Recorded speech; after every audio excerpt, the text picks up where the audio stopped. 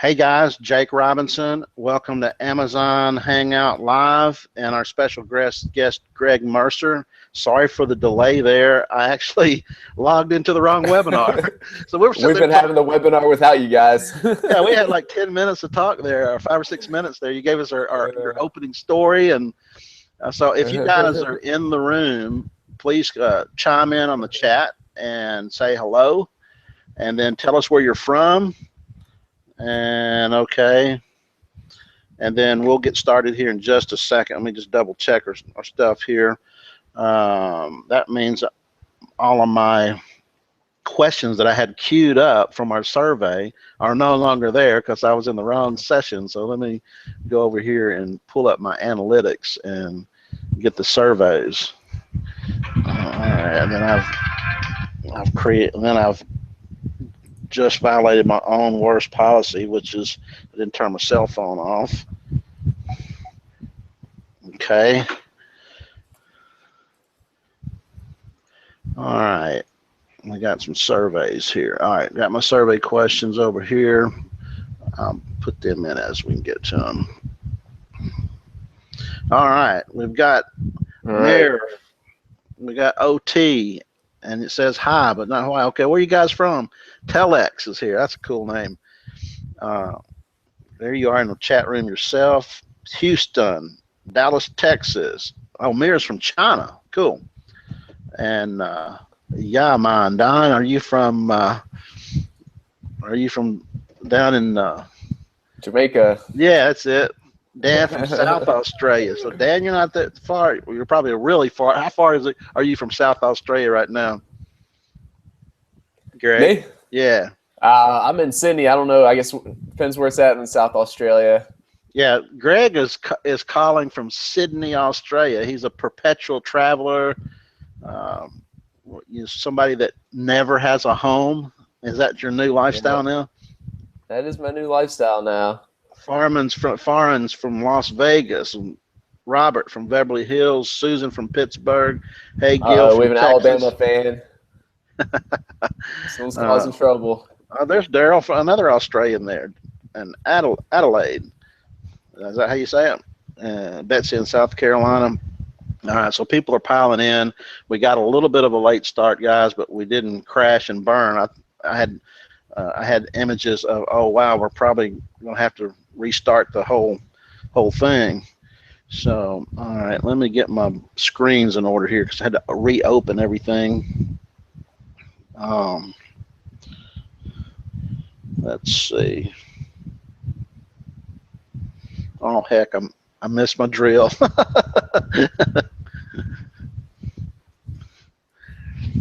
All right. Okay, guys. So Greg Mercer. Greg, I met you back when you put out your first edition of Jungle Scout, and I guess you were just kind of testing it back then because you actually, hey, check this out. I want you to give it a try, and I did, liked it, and then you've gone through a few iterations, and what I didn't realize is how successful you are in a private label world. And so, I'm sitting here thinking of you as an app developer. I thought, well, it didn't dawn on me. Well, you probably sell some stuff on Amazon if you're doing that. So why don't you tell us a little bit about your history, how you got started in this world, and bring us up to date. Yeah, absolutely. Yeah, so I started selling on Amazon about 2.5 years ago. It was at the beginning of 2013. I originally did it as a means. I was hoping to quit my day job. What were you doing? I was an engineer. Okay. So I always had my whole life like a strong entrepreneurial spirit. I wanted to work for myself. I just needed, financially to be able to make it work. So I started selling a few things, on just a few kind of random items on Amazon. Quickly saw how powerful the channel was. From there, I actually kind of a key move early on was I partnered up with someone who had an e-commerce business already, and he was able to kind of hook me up with some of his wholesalers. So starting out, I was sourcing products from traditional type wholesalers. I still, over half my products I still sell today are from traditional wholesalers. And then from about a year ago is when I kind of learned about this private label model, importing products from overseas, branding them yourself. It's an awesome model, obviously. So within the last year, I've shifted more and more focus over to that. So yeah, kind of where I'm at today is I have a small team that helps me. We've got like 4 full-time people, almost 5, like 4.5. And yeah, I think last month we did a little over $430,000. I think we're on track to do over $5 million this year. So yeah, I originally kind of built Jungle Scout as the largest bottleneck in my business was the product research part. I figured out the channel. It's not too difficult. And then for me, the easiest way to scale, I think, is always just to add more products. So yeah, it's just so that was my biggest bottleneck. I just needed to add more and more and more and more products. It was taking way too long, and that's kind of how Jungle Scout was born. Well, so you went from 0 to 400,000 in 2 years, or less than 2 years? Like 2.5 years. So within like the first 12 months, I was able to scale up from 0 to like 40,000 a month. And that like first year is when I didn't have any employees to help yet. I just had my partner who was helping me a little bit, and he was also providing some financial backing just to have enough cash, to order more and more inventory. And then really where I was starting to scale up my business a lot is once I started to bring on a team to help. So, the first person I hired was just someone in the warehouse to, accept shipments, label them, do whatever they need to do, ship them back. And then, yeah, from there, I hired on more people to help me source the products, take care of all the day-to-day operations. And, yeah, we're growing really fast today. For instance, like at the end of 2014, I think we're only doing maybe like 280 or 300,000 a month. So it's kind of like growing exponentially, So you've added 100,000 in 8 months, then basically. Yeah. So what out of all that business, how much of that is private label business, and how much of it is what other? I'd say probably like 40% is my private label products, or so 40% of my revenue, but the number of items is only like in the 30s. Whereas my wholesale products, that might be like 60% of my revenue, but I have hundreds of items. Okay, so I don't know if you saw Will Chunlin.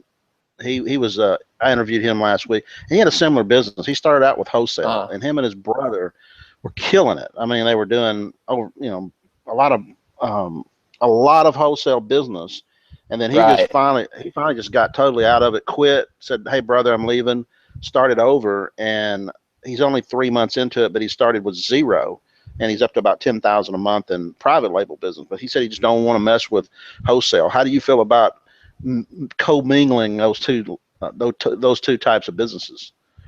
Yeah, so both have their ups and downsides. Probably the fact that I'm migrating more and more over to private label lets you know what I think about it. It's pretty awesome.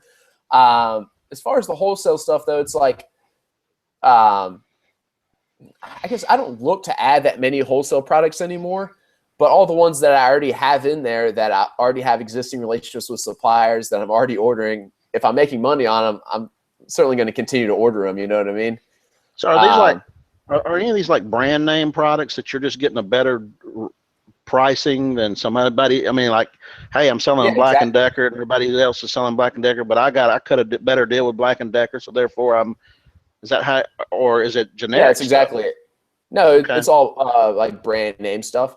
So how were you able to cut a good deal with them? I mean, surely there's people out there that had more financial wherewithal than you to be able to get a better deal. I mean, you're starting on the scene with like 0 2.5 years ago. So how did you get to the point where where somebody would say, yeah, you can sell ours and we'll give you a price that's good enough that you can compete actually? Sure. So back then, there was a few less sellers. I think it'll be a lot more difficult if I were to start over today. So I couldn't really compete on price that much. So what I was looking for were items that, say, for instance, if it was like a merchant fulfilled item and it was still selling, one a day or even one every other day, then I would order that product, send it in FBA, and then, the FBA seller pretty much always wins the buy box over a merchant fulfilled seller. So I was just, if you think that there's like tens of millions of products in the Amazon catalog. So I obviously couldn't compete on these really popular items that there was like 10 sellers already on. So I was looking for other items that there was only like one seller on, and maybe I could just sell it for the same price as him and share the buy box. So you just kind of went and cherry picked low competition wholesale products. Yep, essentially. How did you find out how to contact these wholesalers? Yeah, so that's like I was talking about, the key move early on about my partner was my uncle, and so he kind of introduced me to some of his wholesalers, which helped me out a lot starting out because was he a retail business or something? Yeah, he already had an e-commerce business. Oh, okay, gotcha. So just selling through traditional like websites, like before Amazon. Okay. Today, if you go to wholesalers and say say for instance, like you go to one of these trade shows, there's a whole bunch of wholesalers, and you meet some. Most of them actually don't want to sell to you anymore if you're only selling on Amazon. Really? And I mean, it makes sense because, say like that Black & Decker drill, like there's only going to be like 10 of those purchased every day on Amazon, for instance, right? Whether there are 100 people selling that item or just one person selling that item, because they're all sharing that same listing and they're just rotating through the buy box. You know what I mean? So like Black & Decker isn't capturing any more market share by bringing on more sellers that are only selling through Amazon. It's just becoming more cutthroat for the people on Amazon. So they want to go ahead. They want to like capture more market share by saying like, okay, I'm going to sell this like in my brick and mortar store, or I'm also going to sell this like on my e-commerce store. So, they can try to get more brand awareness, capture more market share. Not just people competing on the same listing on Amazon. Well, why wouldn't they want to? What about, I've heard other people doing this, and they'll say something like, well, I'll be your exclusive Amazon. Just make me your only Amazon seller. That way I can keep the price up at the manufacturer's, suggested retail price, and I'll never drop the price. You won't have to ship to only one person instead of 10 or 15. I wonder why they wouldn't go for that. Yeah, so that makes sense that a manufacturer wouldn't go to that. Maybe like on a less competitive item where there's only like right now like one seller. But if it's like a Black & Decker drill, there's already 10 sellers. They don't really want to sell to an 11th. You know what I mean? Or, like why would they give like me that exclusive deal if there's already 10 people already selling that Amazon item that's better? But yeah, you're totally right on the exclusive thing on like a much more less competitive item that, maybe there's only one seller, and, especially if you have a good relationship with that manufacturer. Okay, I see, but I guess, and the only reason I'm dwelling on this is because you're doing so much business from wholesale, and we've had, oh heck, hold on a second. I don't know if you heard that. Got photo bombed in the background there. The reason I'm touching on this, because we're mostly private label, is that I've heard more and more people that started up with doing RA, retail arbitrage, or online arbitrage, or wholesale, or closeout, and they eventually start going to private label. Sam Cohen did it. Will Chermlin did it. There's several. There's Tracy Smith, somebody I interviewed. She's moving into private label. So why are you moving to private label? Why wouldn't you just stick with wholesale? Yeah, because the margin. So my margins on my private label stuff are thin. I'm always competing for the buy box. You mean on wholesale? On wholesale. I'm sorry, on wholesale. Did I say private label? On wholesale, my margins are thin. Okay. Like on a $20 wholesale item, I might make like $3 or $4 or $5. If I buy, I'm saying if like I purchase an item that I'm selling wholesale for $20, I might make $3, $4, or $5. If I purchase a product that I want a private label for $20, I can usually make $20 on it. Double my money. But going along with that, it is a little bit harder to get it set up. But at the end of the day, I much prefer the private label model now. Would you say it's easier once you get it set up, then to keep a private label product going versus a wholesale product? To keep it going? Yeah.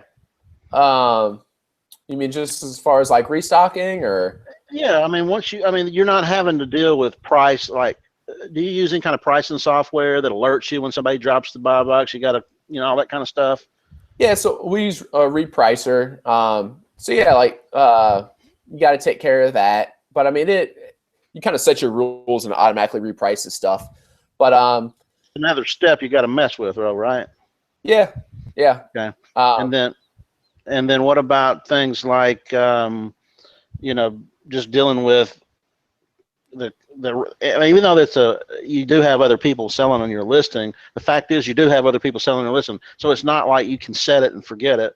I can't say that you could do that with a private label, but there's a lot less that you have to mess with. Sure. Right. Yeah. Absolutely. Yeah. And you always got to be kind of worried about your price a little bit more. Like, okay, are the margins getting too thin? That's not even worth it for me anymore, or what? So. Yeah. And is there any problem with keeping stuff in stock when you're going through wholesale? It's easier than I probably do a better job at keeping stuff in stock on my wholesale products than on my private label products, just because the lead times are so much lower. Like a lot of my wholesale stuff I can get in like in less than a week from a lot of people, whereas my private label stuff, it usually takes like a month to get in a shipment from a factory, and that's if I ship it air. If I try to do an ocean shipment, you're talking 2 months.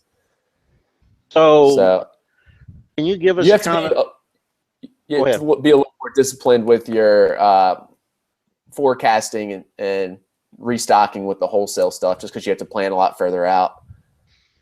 So when you started making this switch from wholesale, can you give us an idea what categories that you're selling in wholesale? Because I mean, a lot of the stuff's like health and personal care and beauty, and a lot of my stuff's are in those categories.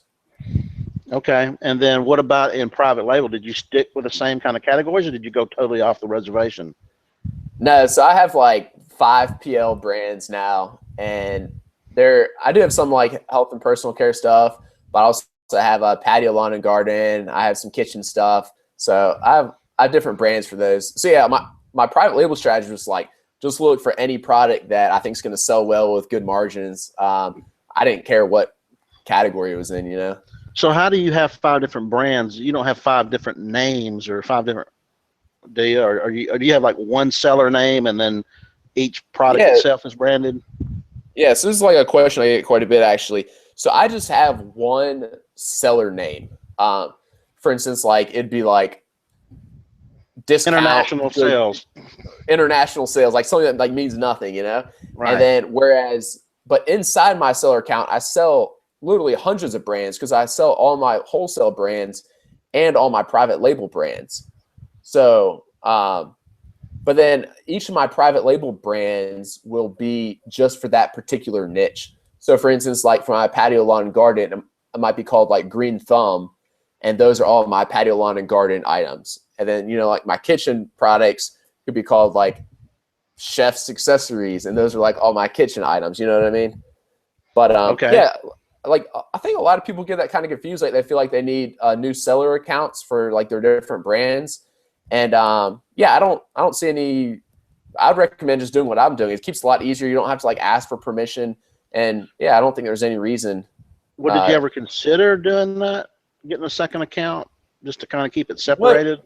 What would you think the upside of having a second account would be? Just out of curiosity. Well, if I built a brand, for example, of Green Thumb, kitchen and houseware products or outdoor products, eventually I could decide to sell that whole business to somebody and still have another account over here that's got all my wholesale, and I wouldn't have to split it up. And so I could actually sell that business and walk away from it, This is my thought on that, though, is that anyone can start selling on those listings. So you wouldn't have to give them your Seller Central account. You essentially would just come up with an agreement that they then own that brand, therefore kind of like own those listings. So you would still have the listing, and you just let them start listing on it, and then you just never would sell on it again.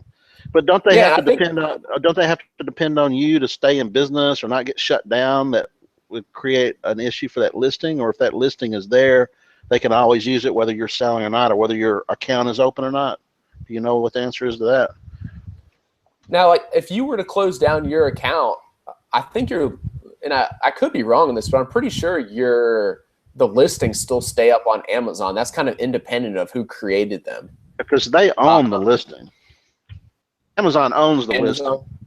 Right. Like for instance, like if I were starting to sell a Black & Decker drill that I was the first one to list it on Amazon, I might have to create that listing before I can mail it into Amazon. But I don't like own that listing. Amazon still does, and it's still a Black & Decker item, which I don't owe the brand to. You know what I mean? Right. Yeah. And I think that is true. I just wasn't sure if you could do that. Yeah. So, and I'm actually pretty sure if you were to like sell your brand to someone, and again, I could be wrong on this just because I've never like tried, but I'm pretty sure they wouldn't take over your Seller Essential account anyway, because it's like registered to you or to your LLC or whatever anyway. Yeah, they wouldn't. But Right. if you're a private label and nobody else can get the buy box, technically they're piggybacking off of your listing. And as long as you don't complain, they could you could hook them up with the factory, and they could start ordering directly from the factory, just doing different shipping to somebody different. Sure. So that just kind of to be your agreement when you sell it, I guess. Yeah. Okay, I guess that could work. Since right now you're in Australia, Vic is asking a question. He says, quality inspection of my goods on the U.S. side before going to FBA. I am in Australia. I crave inspecting my goods to check the damage and shipping, but I can't since I'm in Australia. How would you solve that problem if you were him?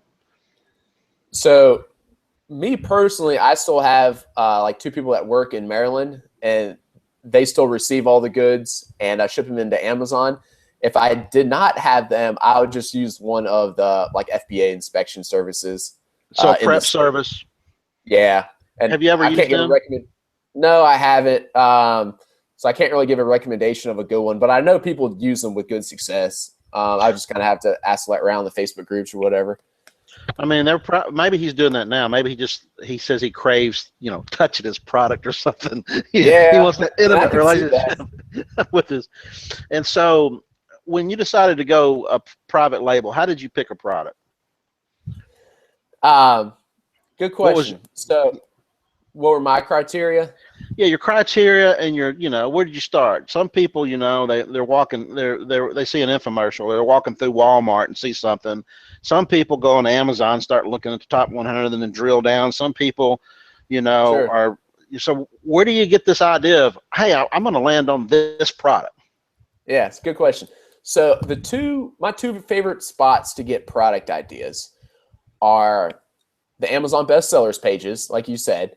And for anyone who's not kind of familiar with looking for product ideas there, when you first go to the Amazon bestsellers page and look at a category, it's just going to be the top 100 results. And those are like way too competitive. Go ahead and just get out of those. And the way to like drill down further, on the left-hand side are the subcategories, and you click it and there's more subcategories. So you have to drill down those subcategories to find like realistic products, like less competitive.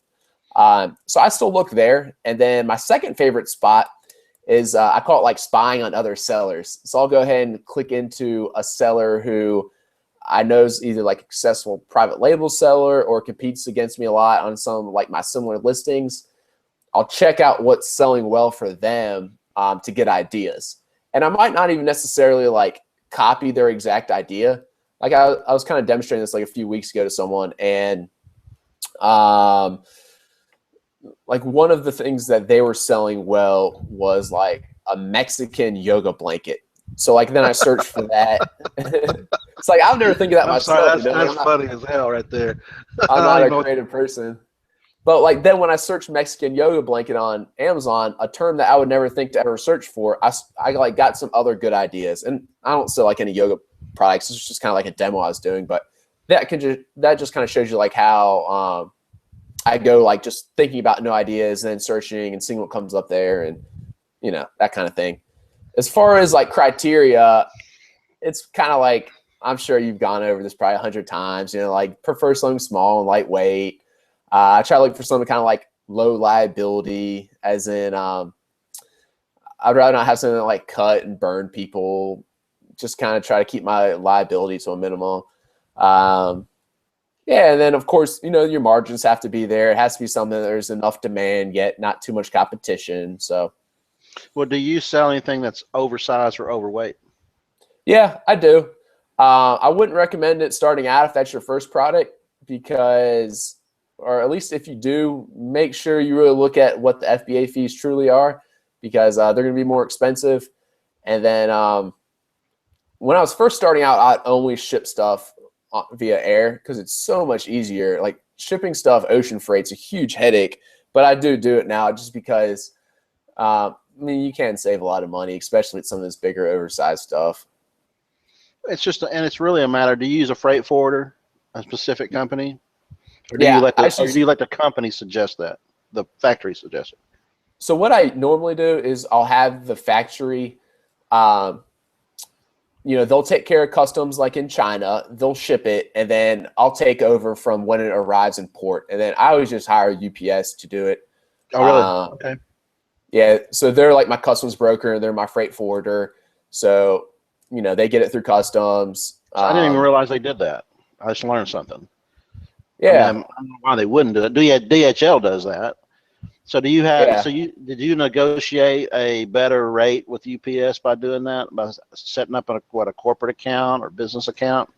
Yeah. So again, my partner have an existing e-commerce business. He already suck, man. You suck. You're a cheater. Well, I'm pretty sure anyone can do this though, but he already had a UPS account that he got a little bit better rates. So to be honest with you, I never actually have compared the rates to anyone else. It's just so much easier using them. That's what I did.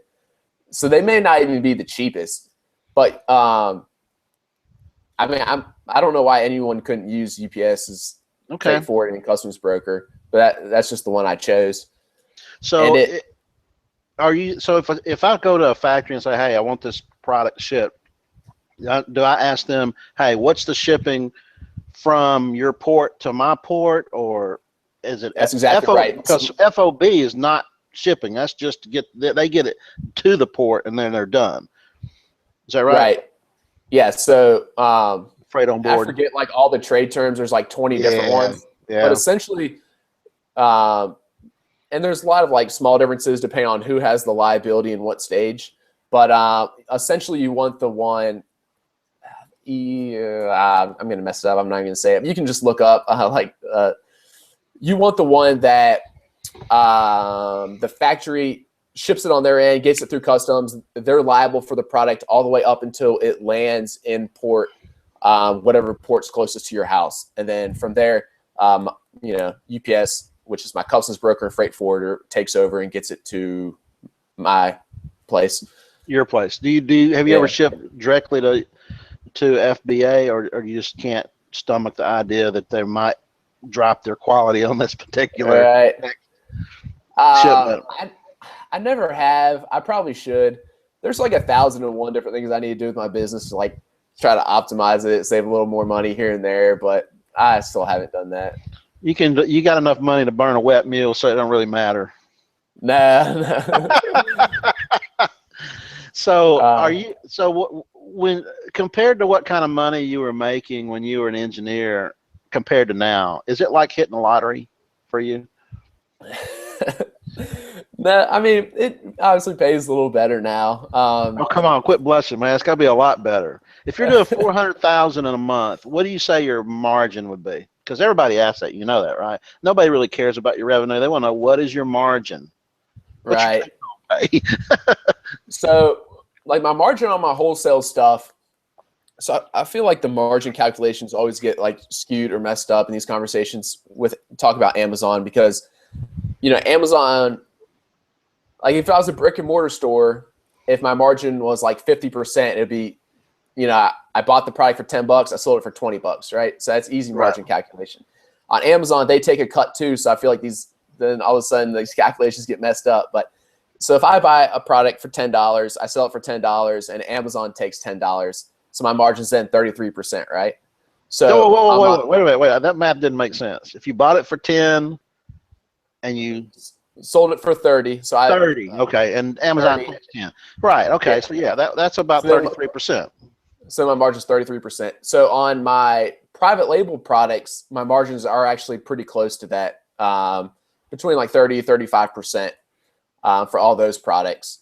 Now for my, I mean, that's a good healthy margin, by the way. yeah, it is. Some of my products are awesome, do better than that, and then some are worse. But yeah, around that, which is really good. Now my wholesale stuff, my margins are more. They sit around like 12 to 15% total. So, Zach, not quite as good. Zach is saying, yeah, but we hadn't talked about your JS sales yet either. So in other words, he thinks your margin's probably a little heftier when you add Jungle Scout in there. I think maybe that's what he's saying. So yeah, but then keep in mind, once you start to scale up, you have quite a few expenses too. So I've got like 4 full-time workers, a half part-time worker. We're talking JS stuff. Now I have 3 full-time developers who work for me. Who I never realized how much money developers made. That's a good industry to go into. But so what is it? 4 full-time developers? Is that what you said? For Jungle Sky, I have 3. Just 3. We're building out some new products now. What's your ballpark? What would you have to hire if I wanted to hire 3 people to write a program or to keep it going? What would I be spending to do that? Is that a $50,000 a year job for them, or 80? That I would wish. So my guys, I hate to expose their salary too much, but they all make over 6 figures a year. Holy Toledo! So you're paying out at least $300,000 to these guys to keep your So that's a totally different business, though. You're not mingling that. You're not looking at that because that's a front loaded too as well. Because I guess Jungle Scout continues to sell. I don't really know the revenue on that, but is that a one-time fee that you charge for that, or is that a? Yeah, it's a one-time fee. So it's one time. You get to keep it forever. If you want updates and support after a year, then there'll be a discounted rate to continue updates and support. Okay, so there is a form of reoccurring that kind of offsets that, because that's a lot of money. But then again, if you sell hundreds and hundreds of thousands of copies, that's not bad. But so let's go back to. I didn't realize, and I don't think most people realize actually how expensive software development is. It's just because the developers good developers make a lot of money, so it gets pretty expensive. Denise says that no need to apologize, Greg. It's great that you're talking to us and sharing with us. And that's the whole idea. It's not about being nosy. This is like trying to get inside the head of a business guy that is successful at Amazon. Yeah, I love talking entrepreneurship. A lot of these people are new. They've not even got their products going yet, so they're still trying to learn, trying to wrap their head around it. They're trying to see, I believe these type of webinars give people confidence, because week in, week out, I just keep putting people up here that are making, buku money, and they're doing hundreds of thousands or millions of dollars a year, and they didn't start that long ago, and then a lot of them, their backgrounds are not spectacular. You weren't a rocket scientist. You were an engineer, pretty close to it, but I didn't have any the skill set needed to, like a terrible marketer. I had no experience selling good, physical products. So, but I will say, I don't want to, like you say that, it's definitely not a get rich quick scheme by any means, though. I found a little better work-life balance now, but back in the beginning, I was, bless the heart of my wife for sticking with me through it, but I was working a lot, so it's gonna, it takes some work, but it's definitely possible, and it's a great business to be in right now, I think. Does your wife travel with you? Yeah, she travels with me. Okay, I didn't know if you were like a man about town and you were out there traveling the world. No. We're a team. We travel everywhere together. Now, did you retire her? Was she working before you got in this business? Yeah, she was working before. So yeah, now she actually helps out some of the Amazon stuff, some of the Jungle Scout stuff. So she works with me now on it. Okay, cool. Greg was pointing out that one of the reasons you might want to have a second seller account is, wouldn't it be a backup if one of them got suspended? Have you ever Yeah. you ever had a brush with the Amazon guillotine? No, I haven't. And I mean, reading some of these stories kind of scares me, but I feel like usually if you get down to the bottom of them, most of them, they're breaking some of the rules. We are very strict about doing everything by the book. Yeah, but I all like, it takes is somebody to say, "Oh, it's a counterfeit product." Boy, they will shut you down in a heartbeat. Just if yeah, somebody just claims that. right. I mean, yeah, that part of it is kind of scary, but yeah, no, I don't have as that. I can see where that'd be a perk of it, but I would say make sure you do actually get permission from Amazon to have that second account, because Oh, well, otherwise sure. that'd be another thing they could shut you down for. Yeah, So absolutely. And everybody, we've had so many people that have come through here that have second accounts, and that always comes up. But definitely ask. And Telex actually also asked, do you set up an LLC for each product brand? I would think no. no, I don't. I mean, there's no really reason to do that because it's in the same account. That'd be a different business if you did that.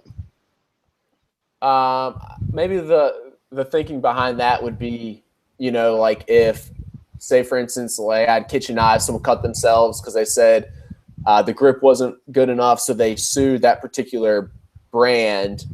I guess that would give you a little bit of protection, as in they could only take everything from that out of that particular brand instead of all your businesses. So, but no, I have everything in the same LLC. Yeah. Do you do you have an LLC then? Yes. Yep. Okay. Okay. So did you do that right up front, or did you say, "Oh man, this thing is growing. Better get things lined out"? Yeah, I think my first few months I didn't have an LLC yet. I had like no idea.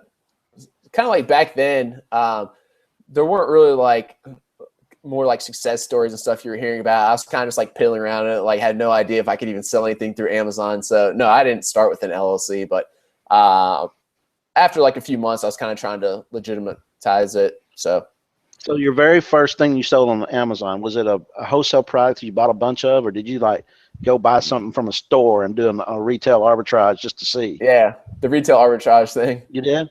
What Yeah. was it? What was the feeling like when you made that first sale? Oh, it's amazing. I still So I think, remember it. yeah, I think everybody does. Yeah. Okay, I'm gonna start asking you some questions that came in. All right. Andy want to know, when do you know when your product is oversaturated? Which I don't know if Andy meant like on the front end. Are you getting into a product that's oversaturated or overly competitive, or you get into a product and then later on it gets oversaturated? I'm not sure what his question was. Maybe you can address both angles. Yeah. So the the deciding factor I use to see whether a product I think is like too competitive or maybe oversaturated is it's pretty simple. I just so for my like main keyword, so if I'm selling yoga mats, my main keyword would be yoga mat. Um, I just like to see that like someone in the top 5 positions has under 100 reviews, and then in the top 10 positions, maybe like 2 or 3 or 4 people have under 100 reviews. So it's pretty simple. Of course, there's like a million different things you can do, but I figure if that's the case, it's not super saturated, and I can usually get up there and rank maybe like in the top 5 or top 6 or 8 fairly quickly with like a giveaway to start. So go back to the top 100, and you said don't even go to the top 100. Explain, paint the lay of the land on why that's a losing battle. What are you looking at when somebody says, "Oh, I'm going to get yoga mats because they're in the top 100"? So yeah, I would think those would just be really difficult to. I mean, like if you're not on the front page, and hopefully like the top half of the front page of that keyword term, you're like never really going to make any sales. So Can you tell what does that top half of the page look like for a top 100 product is what I'm getting at. Yeah, so we're talking they'll have like 500, 800, 1,000 reviews, and all good bestsellers ranked. So those people are really hard to beat out in the search rankings. And at the same time, like if I want a yoga mat and I see one little guy who has like 23 reviews compared to like all these guys who have 1,000 5-star reviews, it's like, I mean, it's kind of a no-brainer which one you're going to pick. So it's You just really could tough to sell those. you could technically maybe do it, but you would have to invest so much cash in the pay-per-click and Yeah, giveaways sure, and all kinds of absolutely. stuff. It's like fighting a losing battle. Why would you want to do that? You could go find 10 other products for that same amount of money and launch them and be competitive. So your idea of low competition is, first page, there's only a handful of sellers that have a couple of hundred reviews or more, and then the rest of them there's just not many reviews. Is there also a double-edged sword where you're actually looking at a product that just doesn't sell very much? In other Um, words, there's no competition because nobody's selling it, nobody's buying it. yeah, sure. So the factor I use there, and of course, I'm the maker of Jungle Scout. I'm using it. So what I look for is in the that there's 3,000 units being sold of that particular keyword. So in yoga mat, I like to see when you search for yoga mat, there's there's enough other products that there's 3,000 units being sold per month. And I kind of chose that because I feel like any product that I am willing to sell, I can capture about 10% of the market, which is my 10 a day that I shoot for. So how do you know if they're selling 3,000 a month? Is that what you say, a month? Yeah. So total. And like I said, of course, I use Jungle Scout for that. If you don't have Jungle Scout, you can use, there's like some tables or, a calculator to see how many units that BSR is selling per month. How do you calculate that stuff? I mean, you talking about the FBA toolkit or camel, you talking about those kind of people? Yeah. Jungle Scout, I don't want this to just be like a promotion for Jungle Scout the whole time, but we have a free tool you can use also. It's at junglescout.com/estimator. So yeah, it's similar to FBA Toolkit. It's just with our own algorithms, which I found to be a lot more accurate. So, but yeah, you can use FBA Toolkit too. So when you started developing Jungle Scout, are you actually a coder yourself, or did you just say, I got an idea, I'm gonna find somebody to do it for me? So one more time, you're breaking up on me a little bit. I said, when you developed Jungle Scout, are you a coder yourself, and started doing it? You just said, I've got this idea and I know what I want it to do. Give me some coders and I'm gonna tell them what to do with it. Yeah, the latter. I have no coding skills, terrible at it. I knew what I needed to expedite my product research time. So yeah, I kind of gave the idea to a coder, and the first iteration that originally I was actually only just using it for myself before I kind of gave it out to you and some of the other guys in the public. So the first iteration was like really bad. It was like really ugly, super buggy, but it was good enough for like my own use. And I was kind of showed it to some friends, and they were the ones who were like, man, you should sell this. So that's when I kind of polished it up, worked the bugs out, and see what some other people thought about it. So, we're going to talk more about private label, but I do want to ask this question about Jungle Scout. How can it parse this information and come up with estimates? I mean, where does it get that information? Is Amazon saying, hey, we're going to tell you how much we're selling? Yes, it's a good question. I'm glad you asked it. So this is what we do now, and we started like a few months ago. So I've built a system that follows, I think it's around like 40 or 50,000 products on a daily basis, and they're spread out in all the different categories. All right. So that means in each category, I'm following like 3,000 or 4,000 products on a daily basis. And we kind of spread it out over all of the best sellers ranks.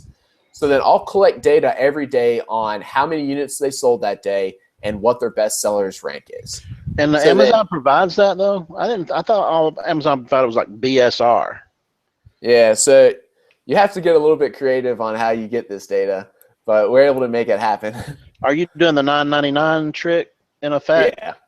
Okay, yeah. So let me ask you this then. And for those of you who don't know what the 999 trick is, if you see an item that's selling and so I wonder how many that guy's selling, you can go in and add one to your cart, change your cart to 999 items. That's the most that Amazon will let you purchase, and hit add to cart. And if it says, oh, wait a minute, sorry, this guy only has 254 items, then you know how many he's got on hand. And then you come back the next day and put the 999 on the same item, same seller, and maybe tomorrow it's 250. So you know he sold 4 items since yesterday.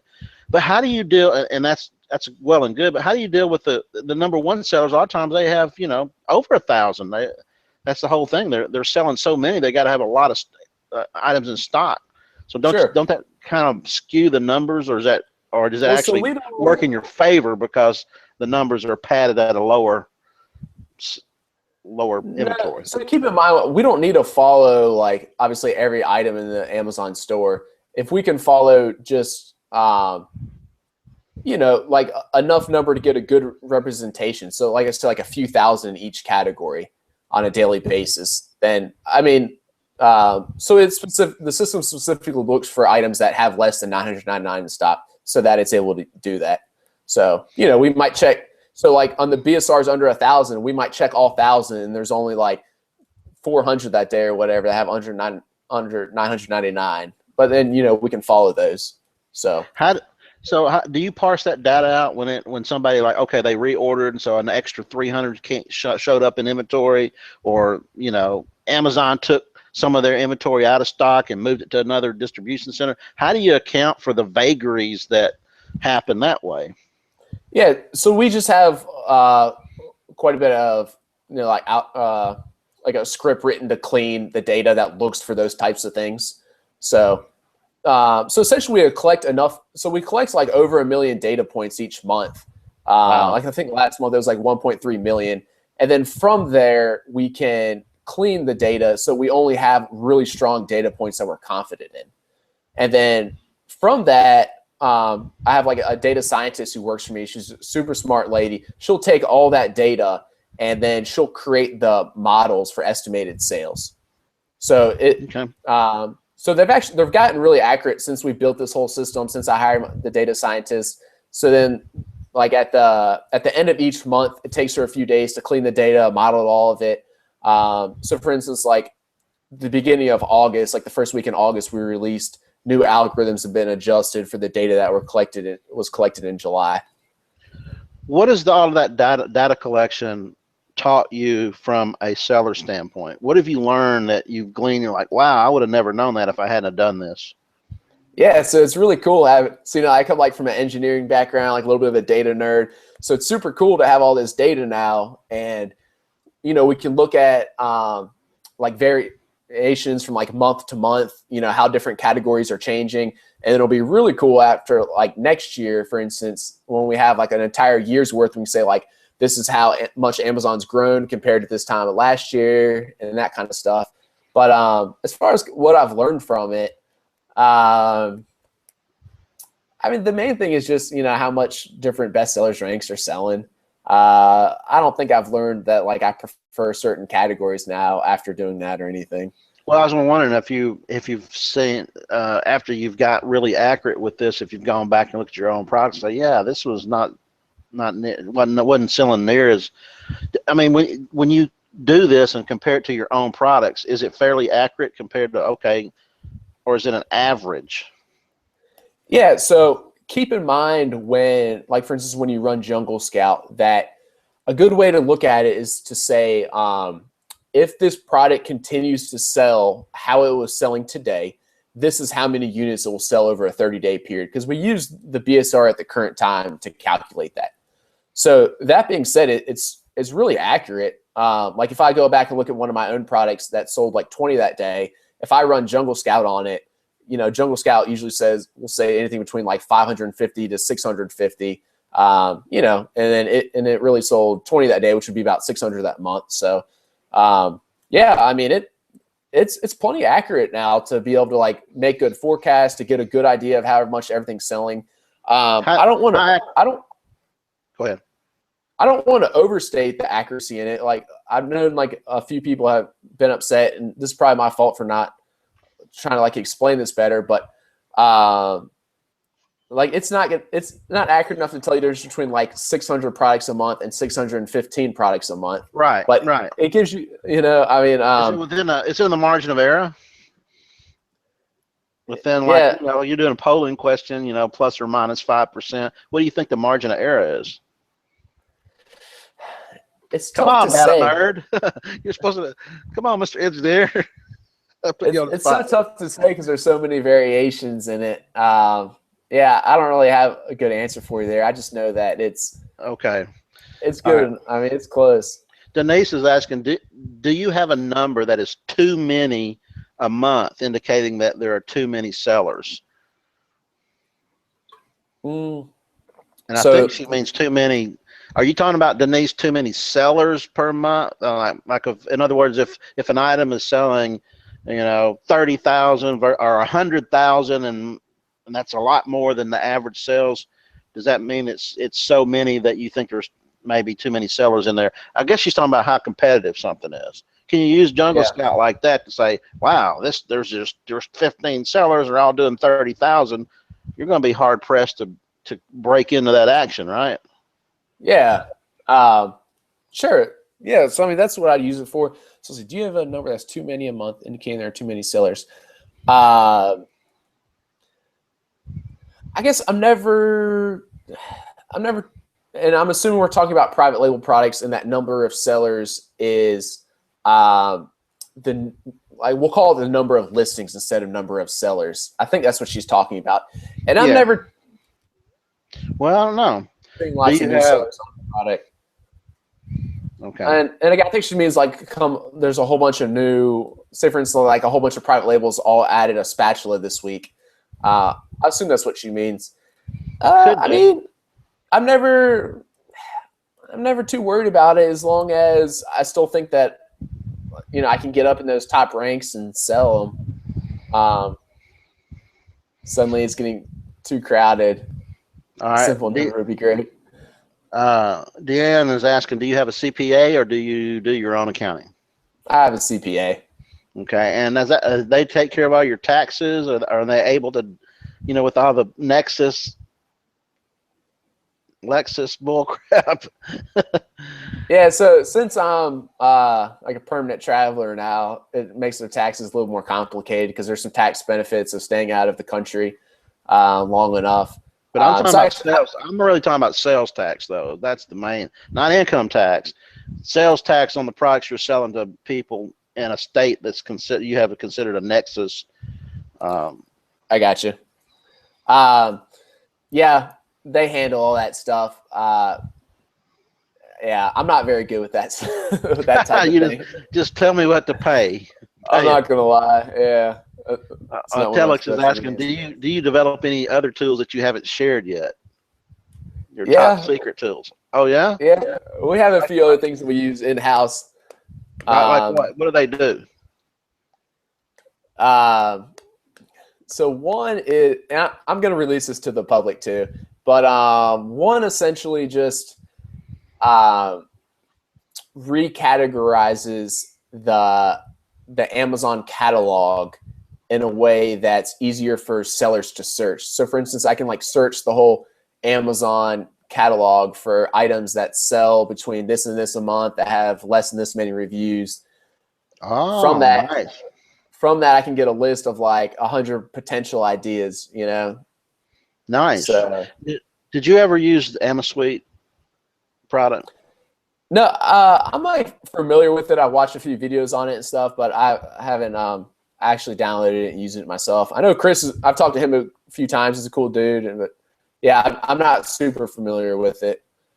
Well, I've used the Top 100 Analyzer, which is a pretty, I have to say it's kind of buggy, but the tool, when it works, it does do what it says it does, but it still can't do what Jungle Scout does, and then Jungle Scout can't do everything it does. I've kind of used both of them in tandem, unless you've changed Jungle Scout, and I don't really know for sure because your Pro version just came out, and I'm just now looking at it, so I don't really know. And somebody asked, what is the difference between the Pro account, and is there anything new with Jungle Scout Pro that it didn't have the other stuff in it? Yeah, so it adds some new cool stuff like new columns of data, like the number of sellers, the FBA fee, the net after the FBA fee. So right away, now you can run it on a screen and it will show you how much money's left over on that sales price after Amazon takes their cut. That's a really cool. That's probably like my favorite new feature. And then What's it has that other again? things. Is to just tell you what the net is? Is that what you're saying? Yeah, after the FBA fees. Does it It'll tell you calculate the weight and all that kind of stuff as well? yeah, so it can show you the weight and the dimensions. Yeah, so that's cool. And it has some filters and yeah, Okay. just little things like that. Okay. Greg was asking, how do you pick your first PL product? I can't seem to zero in on anything because of all the variables. Everything seems to have a strike or two against it. In other words, are there strikes you can accept in even with and still pick a product? Yeah. So this is obviously I think like a lot of people's like main concern and question, because it is really important, you know, to pick the correct, like product selection is so important on whether like it's going to do well or not. Yeah, so I mean, different strikes might be like it's a seasonal item, right? Like maybe it's doing awesome right now because we're in the middle of summer, but like it's a pool item that isn't going to do as well in the winter.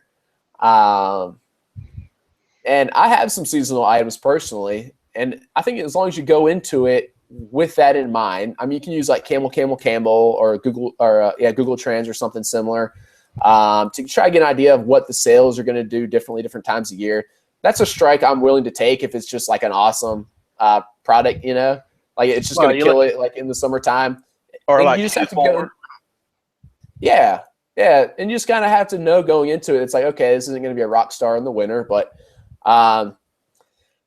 probably my main advice to someone like that is like, just if you've done enough research, maybe you've looked at like at least like 50 different items. And from that, you know, like pick your best ones. At some point, you just have to pull the trigger and just go with it. And you can always start with like a smaller order quantity if you want. And worst case scenario, in my opinion, is probably going to be that, and this would be absolute worst case scenario. Like from everyone I talk to, it usually goes really well and, you know, they're making good money on it. But I feel like you can pretty much always at least lower your price to unload it and break even. And from it, you're going to learn a ton of like valuable experience, you know? Right. So at some point, pull the trigger. It's easy to tell yourself like, man, I just can't find that one perfect item. Maybe like really all 5 of those last ones you're considering, they're all like perfect items. They'll all do really well. At some point, you just gotta pull the trigger and go for it. Perfect is the enemy of good. Yeah. Saeed, do you use pay-per-click, by the way? Yeah, absolutely. Yeah. Okay. Saeed's want to know, how long should you run pay-per-click after launching? I run it forever. Yeah. I agree. As long as as long as something fundamentally doesn't change with the algorithm, as long as it's making you a profit, and even getting close to break even, it's still driving traffic to your keywords and create more organic sales. So yep. So okay. I run it forever. Cool. Ray says, how should we start looking for a new product when starting all over again with Jungle Scout? What would be your ideal advice? Is there any different? Should you look at products, search differently if you were using a tool like you have? As far as, or you just use it for confirmation? Well, you can use it for a lot of the same methods. It's just like I tell people, like, don't feel like you have to have Jungle Scout, or for that matter, like any other software to be successful selling on Amazon. Pretty much all of them are just going to be like large time-saving tools. You know what I mean? Like, for instance, like Feedback Genius, you don't have to have that. Like, you could manually go into your account every day and send all these people the emails. It's just like, all right, for $40 a month, or I don't know how much it costs, but it's like, to me, that's definitely worth the time. You know, same thing like with Jungle Scout. Like, you can, if you wanted, you could physically go in and click on each item, scroll down, like look at their best sellers rank, and you can make you could copy and paste all this stuff into a spreadsheet. And then if you want, you can go to FBA Toolkit or like our sales estimator and get the estimated sales. So like if you're like super strapped on cash, you can do that. Just like all the other tools, it's just like saves so much time. I mean, you did it without those tools when you first started, right? You didn't have your Jungle Scout when you first started. Yeah, exactly. So were you using spreadsheets at that point? Yeah, and that's when I was like, like, holy cow, like this is taking way too long. But yeah, that's what I was doing. So I guess I like fundamentally change how I like look for product ideas. I still like to do like the spy on sellers thing. I still like to do the like, look in the best sellers. It's just like I said, instead of like physically going in and clicking each of those items, then you just run Jungle Scout and it lists them all there. Okay, Marilyn says, with the limited time, how best to use it? Is it better to concentrate on a niche or go wide and experiment with a variety of areas? So far, I've gone wide. Seems to take more time.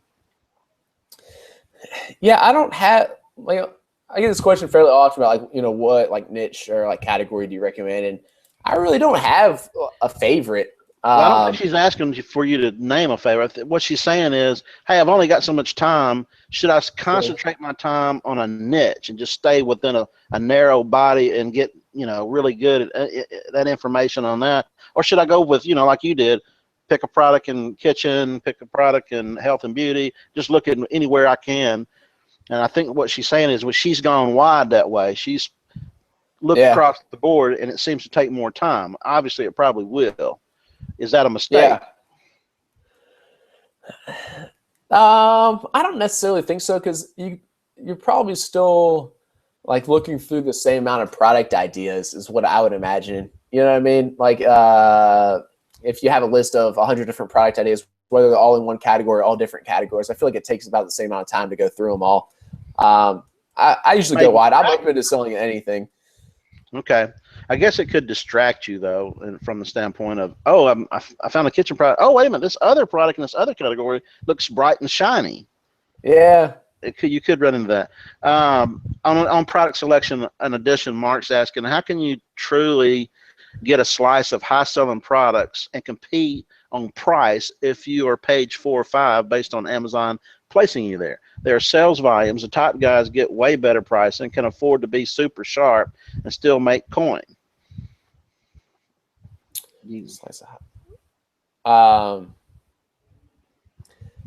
I guess my answer to that is I don't try to compete with those guys who are selling like 100 yoga mats a day. Because like as you said there, it would be kind of tough. You'd have to probably spend a lot of money in pay-per-click and giveaways and stuff to get up there. So I usually look for something that I can just give away like 50 products from that, get like 30 or 40 reviews, and then start ranking in those top like 5 positions, start making money off that.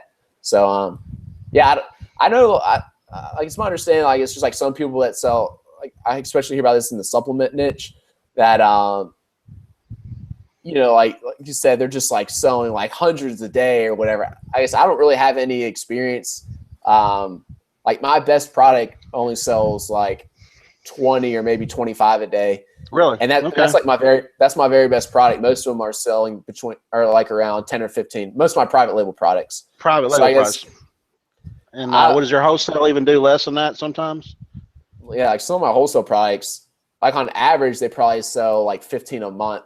Some might only sell like 5 a month. Some might sell 100 a month. But are you carrying those because the wholesaler says if you're going to carry this A grade product, you got to carry this C grade product too? If you're going to sell my products, you got to sell them all. Do they do that to you? No, I don't have any do that to me. It's unlike those really so you don't ones that have real slow. The only way I'd keep an item that sells maybe like 10 a month is if my margins were real good on it. And because it's pretty easy to add those products. So like if I'm already placing an order from that factory, I'm like, all right, go ahead and give me another 10 of these for next month. Like my margins look good on them. Might as well just sell them. So is your do you calculate though because they're selling fewer than than other products do, that you've got higher storage fees because they've been there longer, etc.? Do you net all that out and do that opportunity cost calculation or internal rate of return? Yeah, we do something similar to that. Amazon storage fees are really reasonable up until like 6 months or a year, in my opinion. Probably more what I'm concerned about is like it ties up my cash that I can't be using to buy. That's what I'm talking about. That's that internal rate of return Sure. calculation where you say, well, if I take the same money and bought this other product that turns over more often, even though this is a higher margin, I actually would make more money over the same period of time because I'm selling more of it at a lower margin. Right. Yeah. We do some different things to kind of factor all that in. Okay. Telex is saying 40,000 gross doing wholesale. What margin? You were doing 400,000, not 40, right? Right. 400,000 Telex. We've already talked about the margin on that. I just wanted to make sure that Telex realized that he had one whole zero left off of there, and that makes a big difference. Let's see. Nadia said, if you were going to start up today, what would be your primary targets or your tasks? What would you do differently if you had to start from scratch? Would you do anything different?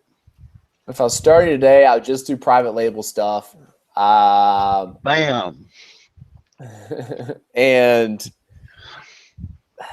the biggest thing if you're just starting today is do some good product research and like take action on actually getting something ordered, and then you'll figure out how all this process works. It's something that you can't learn from listening to 1,000 webinars.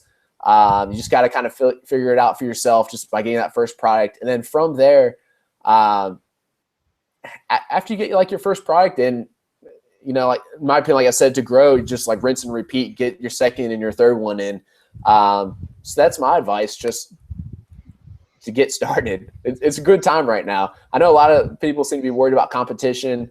The getting's still really good right now. So Gar's asking this: how many categories and how many total products does Greg have currently? I don't know how many categories. A lot. Products, I think I'm in the 300 or 400s of Holy cow. SKUs. Oh my goodness. So a lot of those. Well, it's kind of hard to tell because if you log into your Seller Central, it's it lists all the ones that you've sold before, not necessarily all the ones you have stock in. I don't know if I have that many. I don't have that many products in stock. Maybe in the 200s of a product in stock. But like I said, I only know 30 or 35 or something. Those are my private label products. All the other ones are wholesale. Okay. All right. Let's see. Telex is asking another question here. How do you get all the Amazon catalog of products for your other tool? Is it the same source of data points of Jungle Scout, or how often is it updated? And how often is it updated?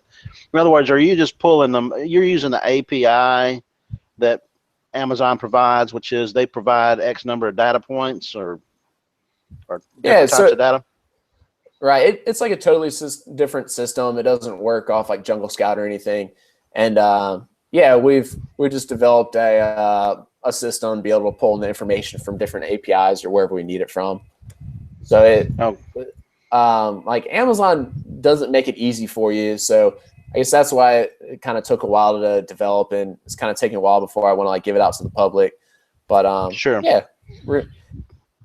Greg is asking, do you build out each brand with additional products, or do you go wide into different brands at the same time? Are you there? Hello? I think we lost our guest. Hello? Are you there? Jake, you back? Yeah. Yeah, we're back. I think you. All right, sweet. The screen froze for a minute. All right, so the question I asked was, Greg, do you build out each brand with additional products? So you pick, are you there? Wow, we got a bad connection. You got a great smile, Greg, but you're frozen on screen. Hello? Give it a second here to catch up. Are you there, Greg? Okay, guys, we're going to give it a second here.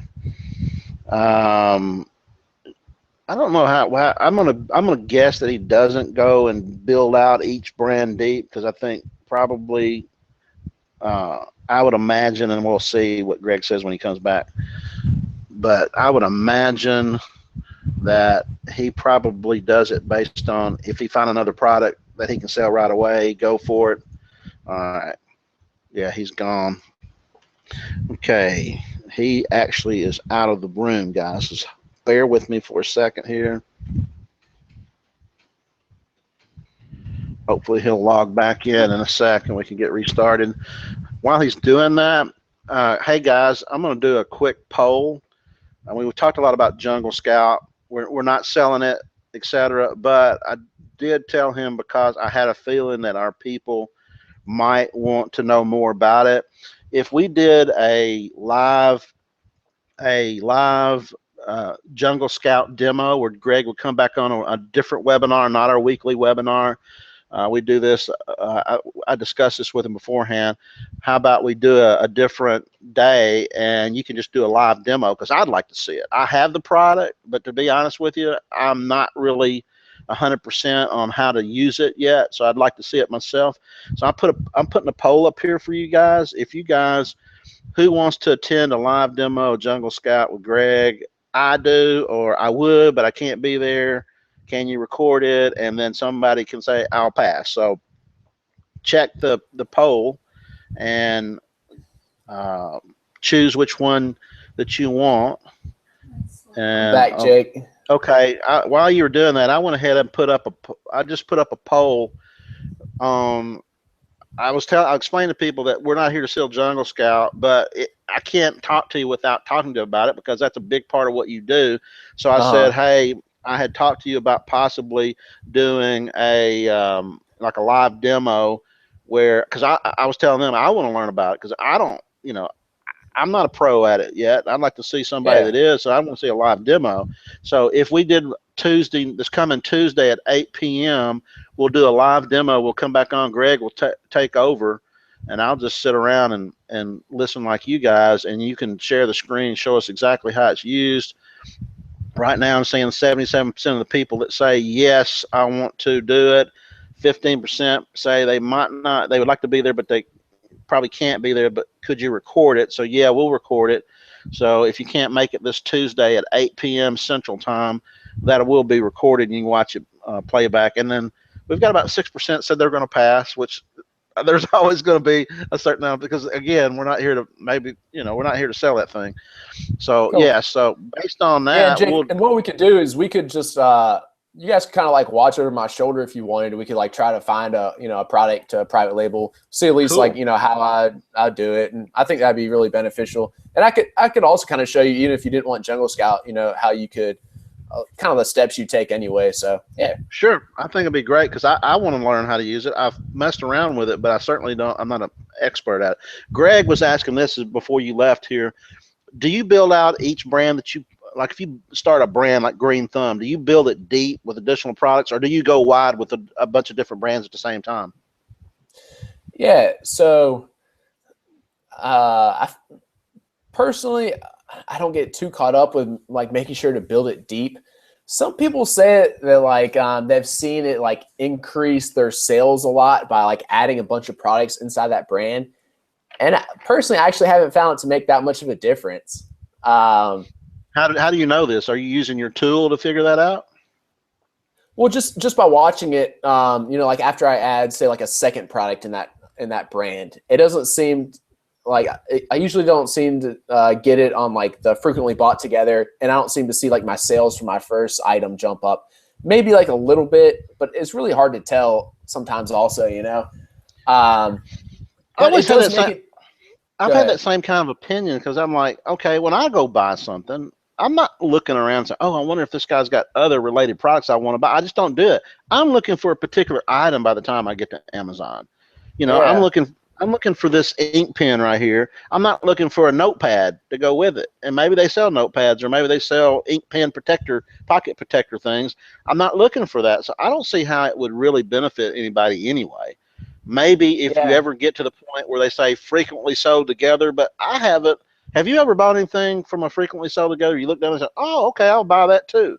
I've never done it myself. I don't know how many people actually do that. Yeah, I don't know. I don't know if I have myself. I mean, it'd be pretty rare if I did. But yeah, I think I think maybe one or like a few like the popular courses or like one of the kind of famous podcasters out there kind of made that popular that once you add a second product, it like doubles And just from my personal experience, maybe that's true like with some things, but that isn't what I've seen. So the one thing that does make it easier is like you don't have to make a new logo. And there are a few little things that make it easier by adding a second product in the same brand. But personally, like if I find an all-star product that like doesn't fit in any of my brands, I'll just start a new brand for it. There you go. Rob, this is out of left field. Rob says, have you ever been sued? Thankfully, no. I like to keep it that way, hopefully. And Rob, why are you asking that? Do you think he should be sued? Okay. Let's see. Are all your current products on FBA, or do you do merchant fulfilled on anything? Well, a lot of my products I'll have listed for merchant fulfilled, but no, they're just all FBA. Is that just a backup because of shipping and warehousing, and something happens, you got it in your warehouse, you can send it on out? Is that the reason? Yeah, and supposedly people say that like your rankings won't drop as much like if you go out of stock, if it's still like listed as merchant fulfilled, maybe just for like a higher price. But again, I don't know if that's exactly. I haven't really seen anything to prove that. To be honest Saj is he's from the UK, originally from India, and he's one of my past guests. He's a superstar seller over there. Yeah, I talked to Saj a few times. What's up, man? Oh, okay, cool. Greg, are you planning to build a brand on certain products, a niche, or do you prefer selling anything and everything in the long run? I think you've already answered that. I think we say yes. It's second. Yeah, probably the latter one. It would be kind of cool to develop like a brand that I try to take outside of Amazon a lot more. I'd definitely be open to that kind of thing in the long run, but right now it seems like the Amazon's channel is really good to me. It's really powerful, and just sticking with it. All right, Gur's asking, how often do you run out of product? Does that ever happen to you? Yeah, a lot. Way too often. On your PL products or your wholesale, or both? Both. And why do you figure that is? Because we're terrible at restocking. Is that your decision to make, or do you have these two guys back at the warehouse that you've hired are supposed to be doing that? And you're in Australia drinking a pint. That is one of the tasks that some people who work for me are supposed to take care of. They're actually pretty good at it. Once you start having quite a few problems, you just run into all kinds of little. Once you have a lot of products, you start to kind of run into all kinds of little problems. Like, we'll just kind of assume that like our products or our wholesale items are always going to be in stock from the distribution center, and that's not always the case. So maybe it's normally only a week lead time to get that item, and instead they're out of stock of it, so it takes like a month, so we'll run out of that. My private label stuff, I used to try to start with minimum orders of 500, and actually now do like 750 or 1,000, because I figured usually every time I'd start off with 500, I'd run out of stock before I could get more inventory in, just because it usually takes like a month to get it from China, even if you're shipping air. From my experience, some factories are really good and can do it in less time, and some take longer too. But if you give away 50 or 100 units and it starts selling well, like 10 or 15 a day, like you're probably going to run out of, if you only have 500, you're probably going to run out of stock before you can get more inventory in, even if you reorder like the day it gets into Amazon. Wow, that's a good thing. Good point. Gar says, is there any product categories that you absolutely avoid? No. Have you ever dipped into a category and said, I don't really like this category, or is it always an item decision? It's really always an item decision. I don't think I'm scared of any categories. I mean, maybe there are probably some that I would never sell in, but just because the type of products in there, like movies, industrial, and DVDs and stuff. I mean, if I found a cool product in that category, I'd sell it. All right, now this is a monster question right here from Olivia, but she sent it into the survey. We have a product that we're marketing direct years ago. Just when the product began to take off, its inventor decided he no longer wanted to work with us. Years later, I still have people asking me for this product. Some have hung on to their original product and are still using it. Me, for one, I love it. Anyway, the inventor has died and the patent search revealed it expired in 2007. I want to update the product, apply for a patent, and sell it on Amazon. It would be a robust product, but unique enough, I believe, to find a place. My question is, the product was available in disposable form or reusable with replaceable components. I can't decide which form to begin with. As a beginner, I can't afford to have both manufactured in order to test. Any thoughts about what direction you would take? She should take. Disposable probably sounds cooler to me just because I have to keep reordering from you. Yeah, But that's what I was thinking. You could set up a if it's something that lends itself to a subscription service, Olivia, that would be awesome. They would order it every 30 days or every 6 months or whatever. I would do that probably, and that might be even the least expensive route to go. And then later, after you build sales, you can always test the other when you have enough revenue to fool with it. Sure. But do you think she's taking a risk on something that if it's an invented product that is not a household word, that maybe people won't even know to purchase it on Amazon? Yeah, I mean, me personally, I only sell stuff that's been that's already selling well on Amazon. I've never tried to do something, like my own invented product or anything. So, well, I know this guy that sent me a coupon to test his product out. It was a soil cube product where you would take soil, put it in this thing, and then clamp it down, and it popped out a little. You put seeds in it, you popped it out, so you really had a potless soil cube. So you could grow plants right out of it, and you put it right in the ground. It's a neat idea. And I went on Amazon and searched for it using every search. I never could find it, and he's on there. So that's something he invented himself. Selection. Huh? Maybe like poor keyword selection for that. I don't know. Maybe that's what he's doing, and but I would have figured that he would be like his main keyword is the name of his product, which is like the soil cube or whatever. Right. And it's not. I can't even find it that way. So I'm just that tells me that if you invent something new, that you're going to spend a lot of time and effort just educating people, and you don't have time for that on Amazon. You got to find something that people already want. That's my opinion. So, all right. Vic's got a question here. Quality control in China. Does Greg do it? Do you use an inspection company? If so, quality control in the U.S. Does he ship from China direct to FBA or an inspector warehouse in the U.S. before FBA? Which inspection quality control company does he use in the U.S.? I think you've already answered that. You don't do that. You send everything to your warehouse and you inspect. Is that true? Yes. So that's true for that one. Inspection company in China. I always say I'm going to do this on some of my bigger orders, and I actually still never have. One day I'll probably get burned real bad and then start doing it. But to tell you the truth, no. If I feel good about the samples, I'll start off with a smaller order of, like I said, like 750 or 1,000. If those look good, then, like I said, so far I haven't had any bad experiences, so I don't do it. But he also said, do you ship all your products packaged, ready to go, or do you ship it like in a big box and then you repackage it in your warehouse with local packaging?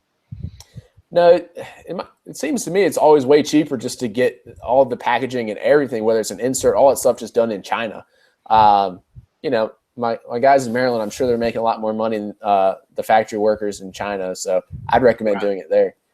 And then his last question was, do you have any PPC tricks and tips? How I start out my PPC campaigns is I just do one like auto campaign, which Amazon picks all the keywords for you. I let that roll for like a week or two before I ever even look at it. And then I'll do like a manual campaign where I'll add all the words that they suggest. And then sometimes I'll do like just using Google's keyword planner, find some more words to throw in there. I'll let that run for like a week or two before I mess with anything, so really get some good data.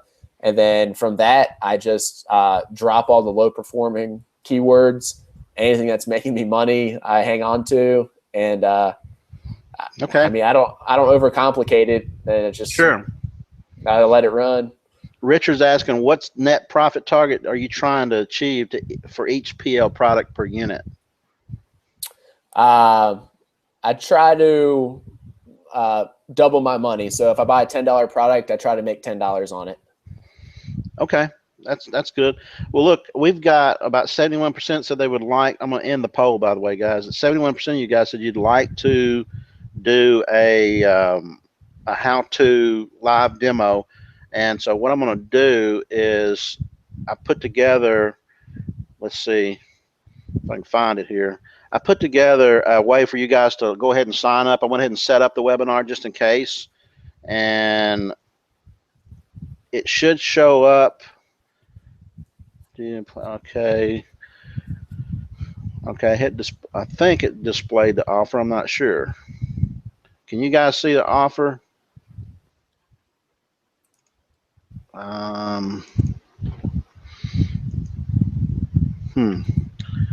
If you guys can, I don't know what you're saying. I don't see it anywhere. Okay, that sucks.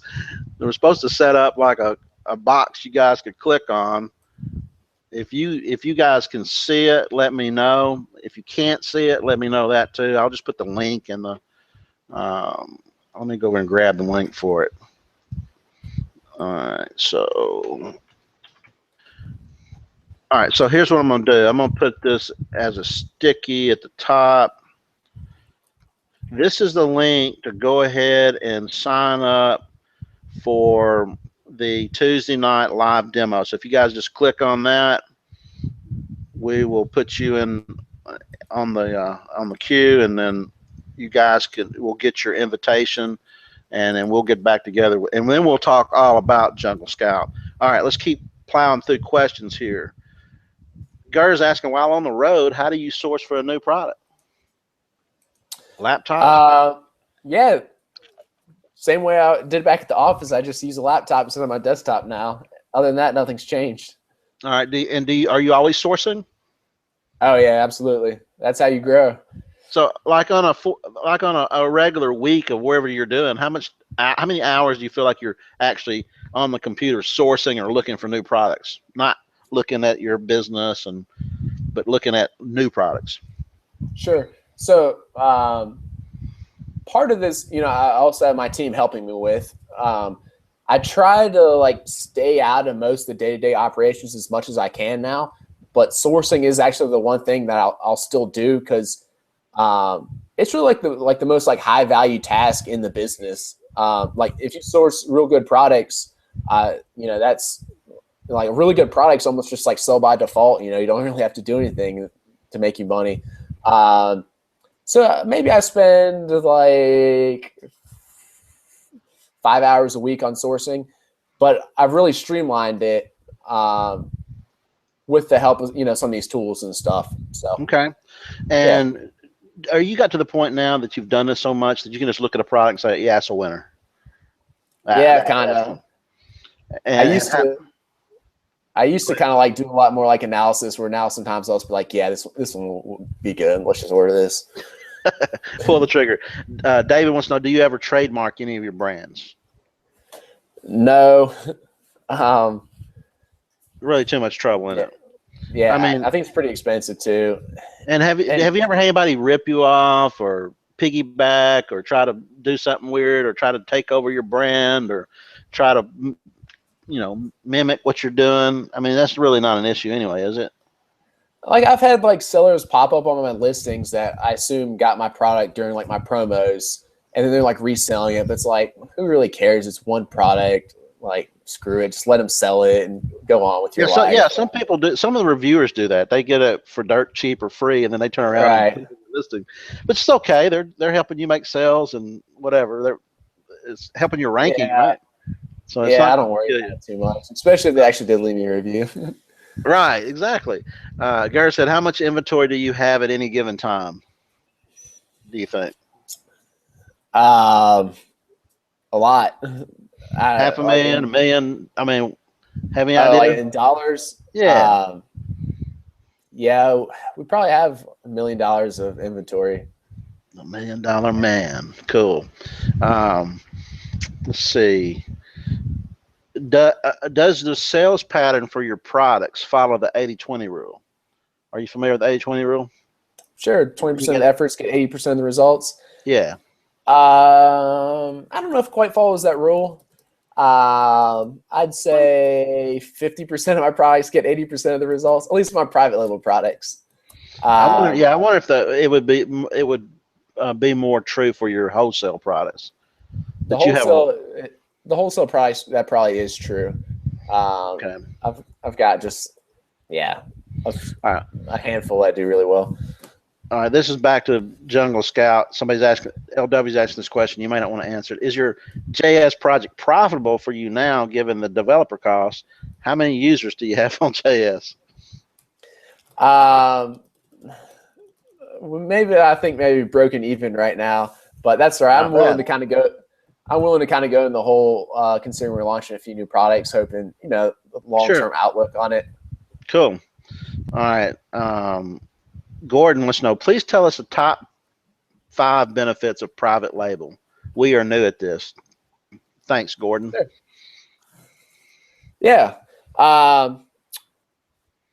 Low barrier of entry. So one of the cool things about these overseas factories is they're willing to sell to like anybody. You don't have to be like really like official. Yeah, a corporation, like pretty much anyone that will give them money, they'll give you product, which isn't necessarily true with like these wholesalers in the States. So that's a good benefit. High margins, which is awesome. Everyone loves that. You can, since you own the label and the brand, you essentially like kind of own the listing as well. So you can really put a lot of effort into really good pictures and description, all that stuff, getting reviews. I guess you could do that for any product, but since it's solely benefiting you, it's what makes it really worth it. It's.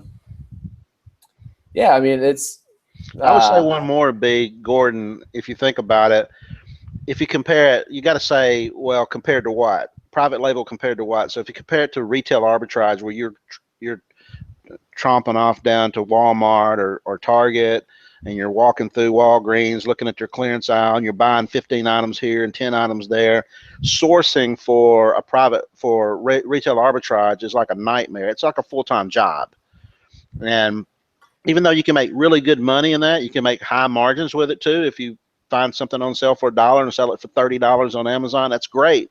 But it's not going to be there next week, and you got to start all over, and you got to keep doing it over and over and over. So it's like a treadmill that's hard to get off of.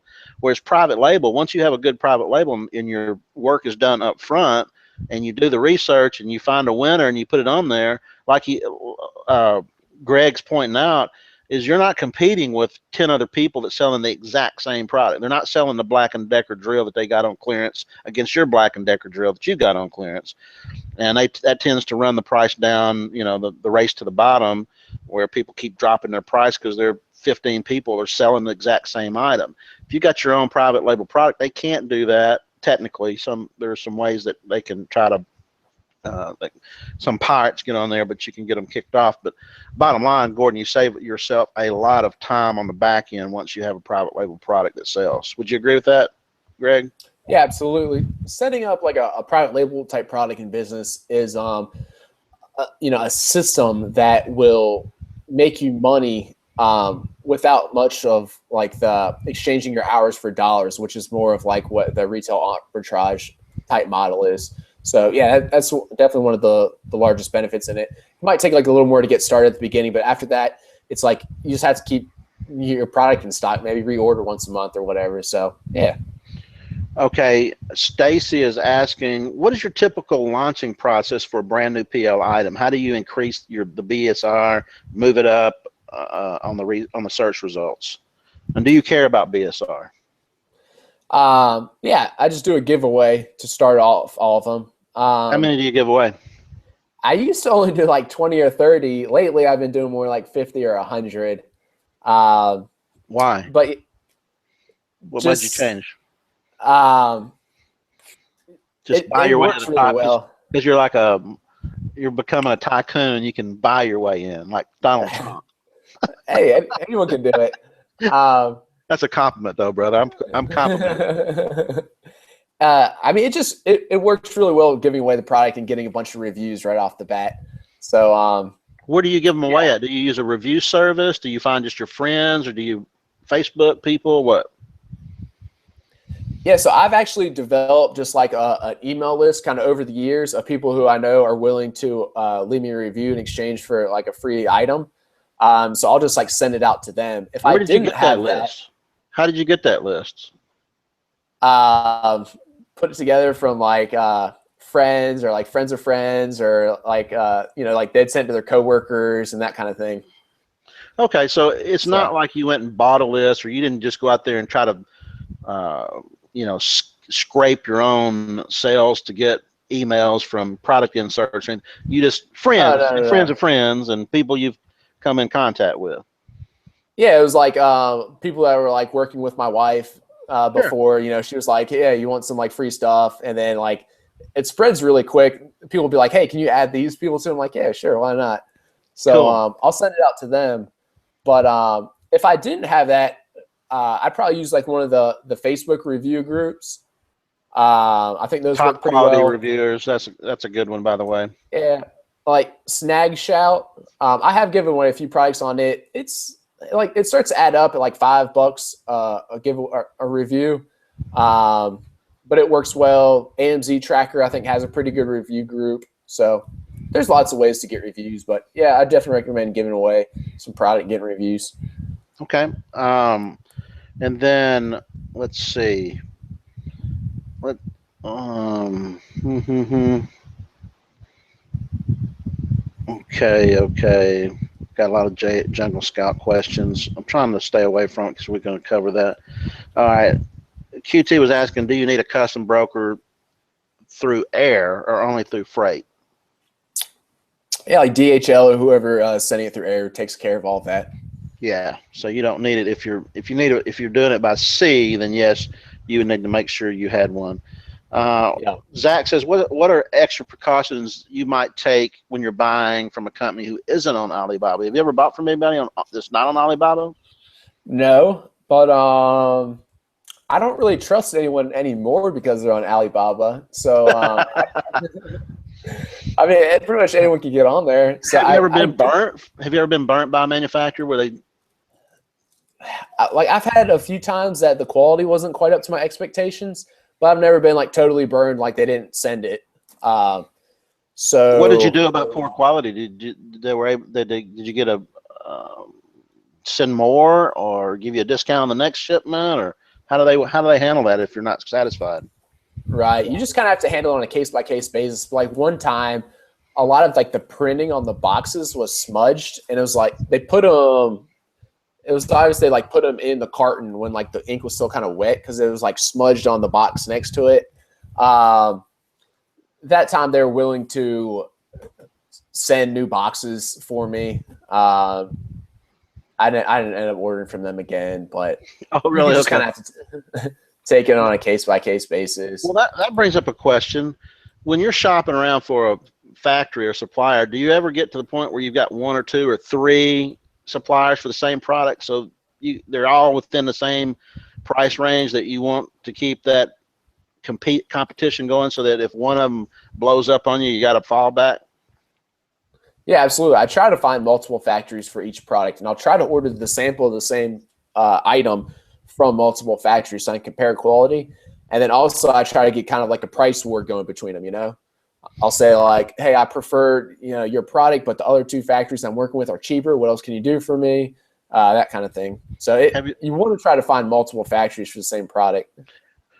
Do you feel like, though, that if you really bend their arm for going for a lower cost, they might, we'll give you a lower cost, but it's going to cost you somewhere in quality or somewhere else. They're going to cut corners. Is that ever happened? Yeah, sometimes I do worry about it. Like one of my factories that I like quite a bit, I used to be like pretty hard on them about like, I need better price, need better pricing. And then I don't even ask for it anymore because I'm like, do I really need to save an extra 10 cents per item? Like I'm making good money on it. He's probably happy. He'll probably keep doing a good job. So I just take it case by case. That's kind of what I was thinking there. Gur's asking, Yeah. how does he get on your launch review list? Shoot me Well, an he might email. not. Maybe I'll put you on there. Ayo is new. She says, "Hello, I'm new, and I would like to know how many tools should I invest in." That is a good question. Let you know how How, many. how many tools should she invest in? Like, should she get your tool and get AmaSuite and get this other tool over here and get Amazon Shark, and Right. she should just get your tool, right? I don't That's say a buy. that. It is kind of a conflict of interest. Ayo. Yeah, a little bit of conflict of interest. I mean, I actually have gotten to know kind of like a lot of the other software creators in the industry.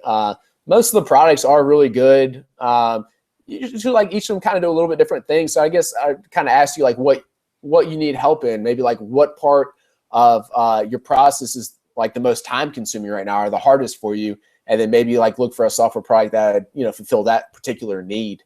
And like I said earlier, at the same time, like if you're really strapped for cash, you can do all this without any software products. They're just going to make things a lot easier for you. So I guess it really depends what you need help with. Okay, David asked a question here. Have you ever known someone to actually offer more money to get better quality? I've I heard guess it, like and I've heard somebody ask for a better quality, like a higher quality material. Like, can you do it with metal instead of plastic? Yes, it costs an extra 10 cents extra, but the quality was so much better that they were willing to pay it. It wasn't that much. oh yeah, I do that. Actually, I have something that I improved it by using metal buckles instead of plastic buckles, and it costs a lot more, but that was part of like my selling point to consumers. Right. So yeah, I So mean, if you have something that you need to improve on, just talk to the factory about it. Most of them are pretty good about like working. Like if you need like a little bit different material for this or whatever. So yeah, a lot of my products I'll try to make small tweaks on to make them higher quality. okay, Telex says they. Oh, that was something that was he was responding to earlier. I think that we've already covered that. Victor was asking, will Jungle Scout be available for Amazon.es and when? You plan on expanding your thing to other countries? Yeah, so it actually already offers partial support in like most of the stores. I don't think ES is one of them, but we can probably add that before too long. The really expensive and difficult part is the estimated sales equations. Kind of like we talked a little bit earlier about how I go about acquiring those, but so we have to have a good amount of demand, in each store before you can justify spending all the money to add that. So yeah, I mean, if we see enough demand for it, we'll add it. UK should be available. The sales estimates. We've been collecting data for that since like the beginning of July. So we'll have enough data at the end of this month to add those estimated sales equations at the first week of September, and then Canada should follow. All right, I'm going to challenge you right here. This is where I put my investigative reporter hat on. Will was one of the guys that I interviewed in the past, and Telex is quoting Will. Will burned down the reliability of JS and other tools. He basically said he thought all those tools were unreliable, and that he had heard people comparing it, and that they checked their own products, and it wasn't anywhere near what they thought it was. Can you speak to that?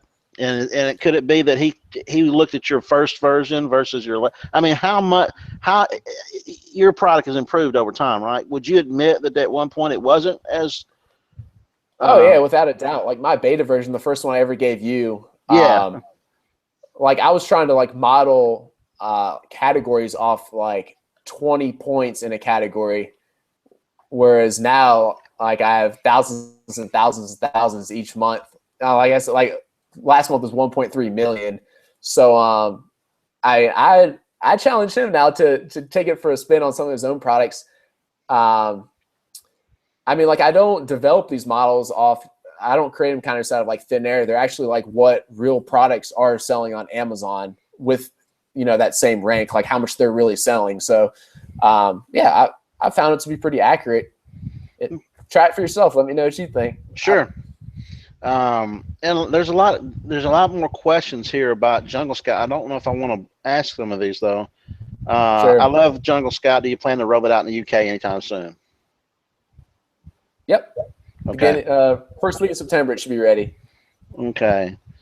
Can you go through how to use Jungle Scout? We're going to do that on Tuesday night, Francis. So click the link at the top of the chat room and come on over Tuesday night, and we'll talk all about it. These personal questions. I don't know if you want to answer. Have you made enough money from Jungle Scout that helped you the most? Well, what other than Jungle Scout, of course, what tool helped you the most with your PL business? Oh, wait a minute. I clicked on one and read another. Have you made enough money from Jungle Scout to cover the developer salary? I think you said you was about break even, didn't you? Yeah. Okay. You guys are like, what size underwear do you wear? You guys are Put me on the spot, man. How much did JS version 1 cost?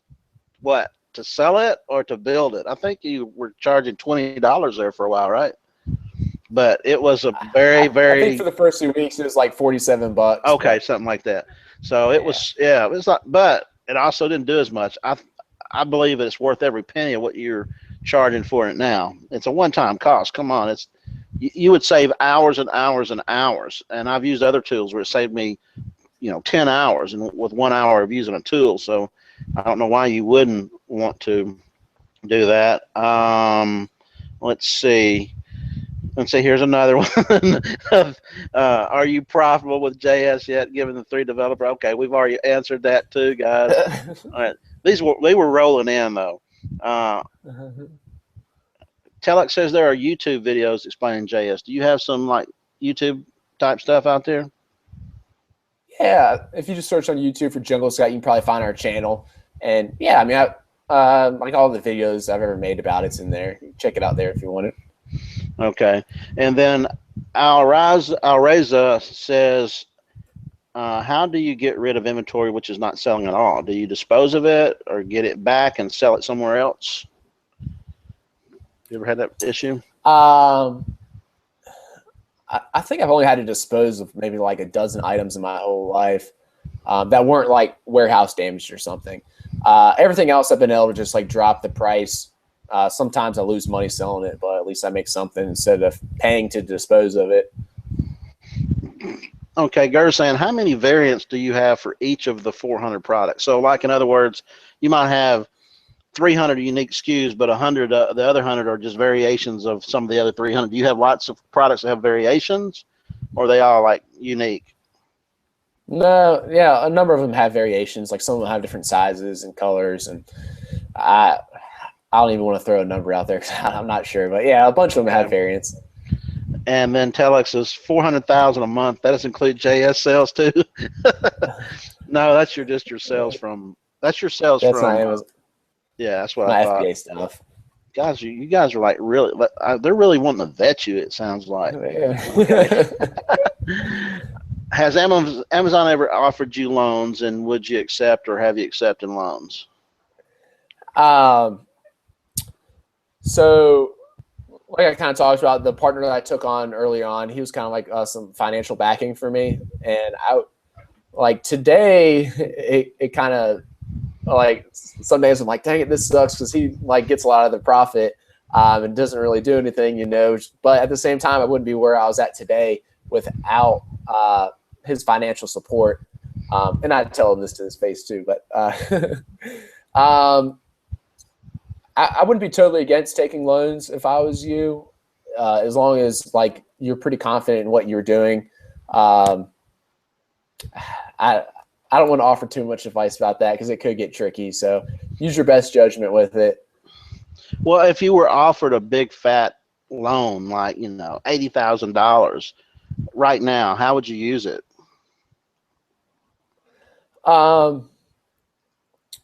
Or would you accept it? Probably where I'm at today is, it seems like the biggest thing holding us back is still finding new products and getting them put in, not so much cash to order inventory.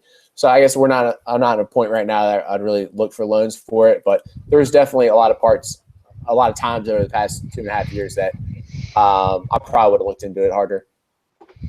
Okay, and he also asked, has Amazon ever offered to have you be a supplier and take over your product? Yeah, I've gotten a few emails about that. And what I do is like if I'm selling the product, say for instance, for like $30 on Amazon, I'll respond to like, yeah, I can get you great pricing. I'm excited you emailed me. I can give it to you for $26 a unit. Or like, I'll give them some like ridiculously high product and they never take the price and they're never taking it. Because the problem with it is like, they know what you're selling it for and probably what your cost is. but like on a lot of products, I know that they like break even on it. Like Amazon's not scared to lose money selling some of that stuff. I know it for a fact. So that's their whole business model is to lose money over the years. Yeah. So I was hoping they could lose some of that money, into my pocket. But so, is there a reason you don't do it? I mean, wouldn't it be less of a headache where you just send them like a ton more because maybe they could make it sell even better? Have you ever thought about, yes, I'll do it as long as you hit these minimum number of sales, and if you don't, I want my product back? I don't think they could sell their product better than I could. They don't do any type of like pay-per-click on their items, and yeah, but you don't think they just go in there and just change the algorithm and say, Amazon doesn't have to follow their own rules. They can just say, oh, put that on page 1. Give us the buy box on that. Yeah, actually, I'm from my research and stuff, I'm actually pretty confident that they don't do that though. Like really? a lot of people are like kind of scared to sell like on keywords that has a lot of Amazon on it. And I actually would prefer selling against Amazon because in my experience and my research, they don't do that. And keep in mind, they have like one photo a lot of times and in simple descriptions. Yeah, and that's the kind of control you kind of lose, I guess. So yeah, I'm not as scared to sell against Amazon at all. Like I was saying, keep in mind they're making like pretty good money. By just on their FBA, on the commissions from selling your product. So like they want to sell FBA products too. For them, it's like a guaranteed 15% commission, and then I'm sure they make some profit on their fulfillment as well. So, sure. And like I said, I know for a fact that they on some of the products they buy, because I've talked to suppliers who are also supplying to them. I know for a fact that they lose money or make less than that 15% on some of the items they sell. So I think that's the reason that. Yeah, I think that's the reason they don't game the algorithms in their favor, because a lot of times they'll make more money on selling FBA products. Well, that's interesting you say that, because I found some research that Amazon a lot of times will sell the cheapest big screen TV, but they also sell the HDMI cables at a huge markup. So they don't make the big profit margin on the big item, but they sell it so cheap that you want to buy it. But then you're buying the wall mount unit that cost a lot, and the cables that go with it, and maybe surround speakers and other accessories, where they're really making out on that, and the draws will draw you in on the cheap price, kind of like the Walmart does their black. Yeah, absolutely. They also lose money on every Kindle they sell. Well, they've lost a lot of money on lots of things they've sold. All right, they're doing pretty well right now. Yeah, they're starting to actually come out ahead on with the Prime memberships. That's where they're making some big money right now.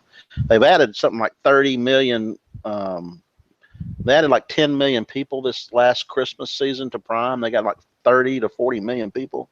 It's a lot. Nice. Yeah. Yasser says, how much is too much for a bundle? Do you bundle any products? Not too many, but it's not a bad strategy. Sometimes I think I should do it more. By too much, do you think it means like how many products, like 4 or 5 altogether or something? Maybe. Yasser, give us a clarification there. Pop another question in there. Are you talking about, is 3 products bundled together too much, or 5 different products, like a cutting board, a knife set, and a silicone? Yeah, you probably just have to kind of think about it. I'm like, if you were to bundle 5 different products, which to me probably seems like too much, do you have to get these from 5 different suppliers? Because if so, I'd stay away from that. Sounds like a huge headache. And again, like if one of those is like, oh, sorry, we're moving factories this month, we need 3 months lead time now. It's like, wait, now you can't sell your entire product for until you get that one back in stock. Exactly. you just have to consider those types of things. I try to stay like pretty simple on that stuff. I might bundle an item from 2 different factories, but I probably wouldn't do more than that. But maybe one factory can produce like a couple of the items, and it might be different. Okay, Gary was saying, based on your knowledge of the Amazon API and the site, is it ever possible to scrape the site and find the best-selling, most profitable products like Jungle Scout on steroids? Is that other product that you're kind of working on? Yeah, that's what we're kind of working on. Like I said, Amazon makes it kind of tough. They don't like to give out their information too much, so you have to get kind of creative with this stuff. Now, does Amazon limit you guys on the API? Do they say, oh, you can only have so many calls per day or hour, and if they see that you've gone up to your limit, they cut you off? Does that happen? Yeah, so they have throttling for all their okay. They have a few different APIs, and that's the case with all of them. Zach was saying, other than Jungle Scout, of course, what tool have you helped you the most with your PL business?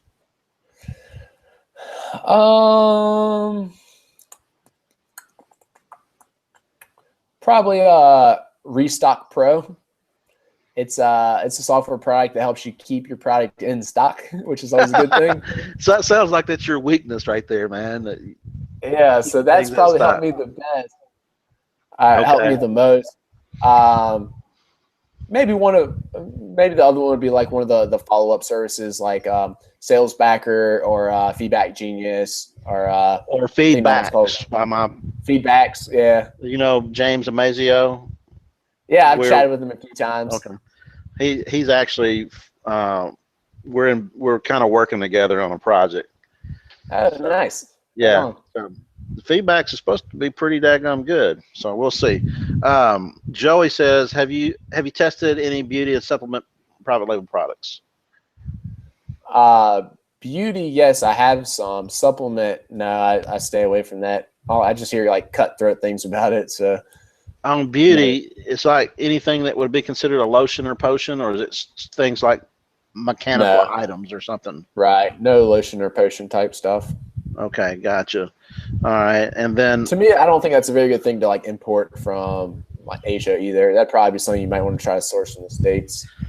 Gar says, in your travels, have you visited suppliers in China, and will you be going to the fairs in October?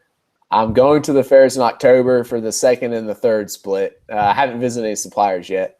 Have you been to any of the fairs before now? Nope, it was my first time. Okay, when did you start this, permanent travel or perpetual travel? Just in February. So I've only been doing it for like 6 months. So how did you and you had to get your wife to do this? How did you say, hey, honey, let's just go travel around the world, just like never live in a certain place very long? She's kind of like an adventurous spirit like me, so she was game for it. It didn't take too much convincing. So I'm thinking you're young. You're like maybe what, 32?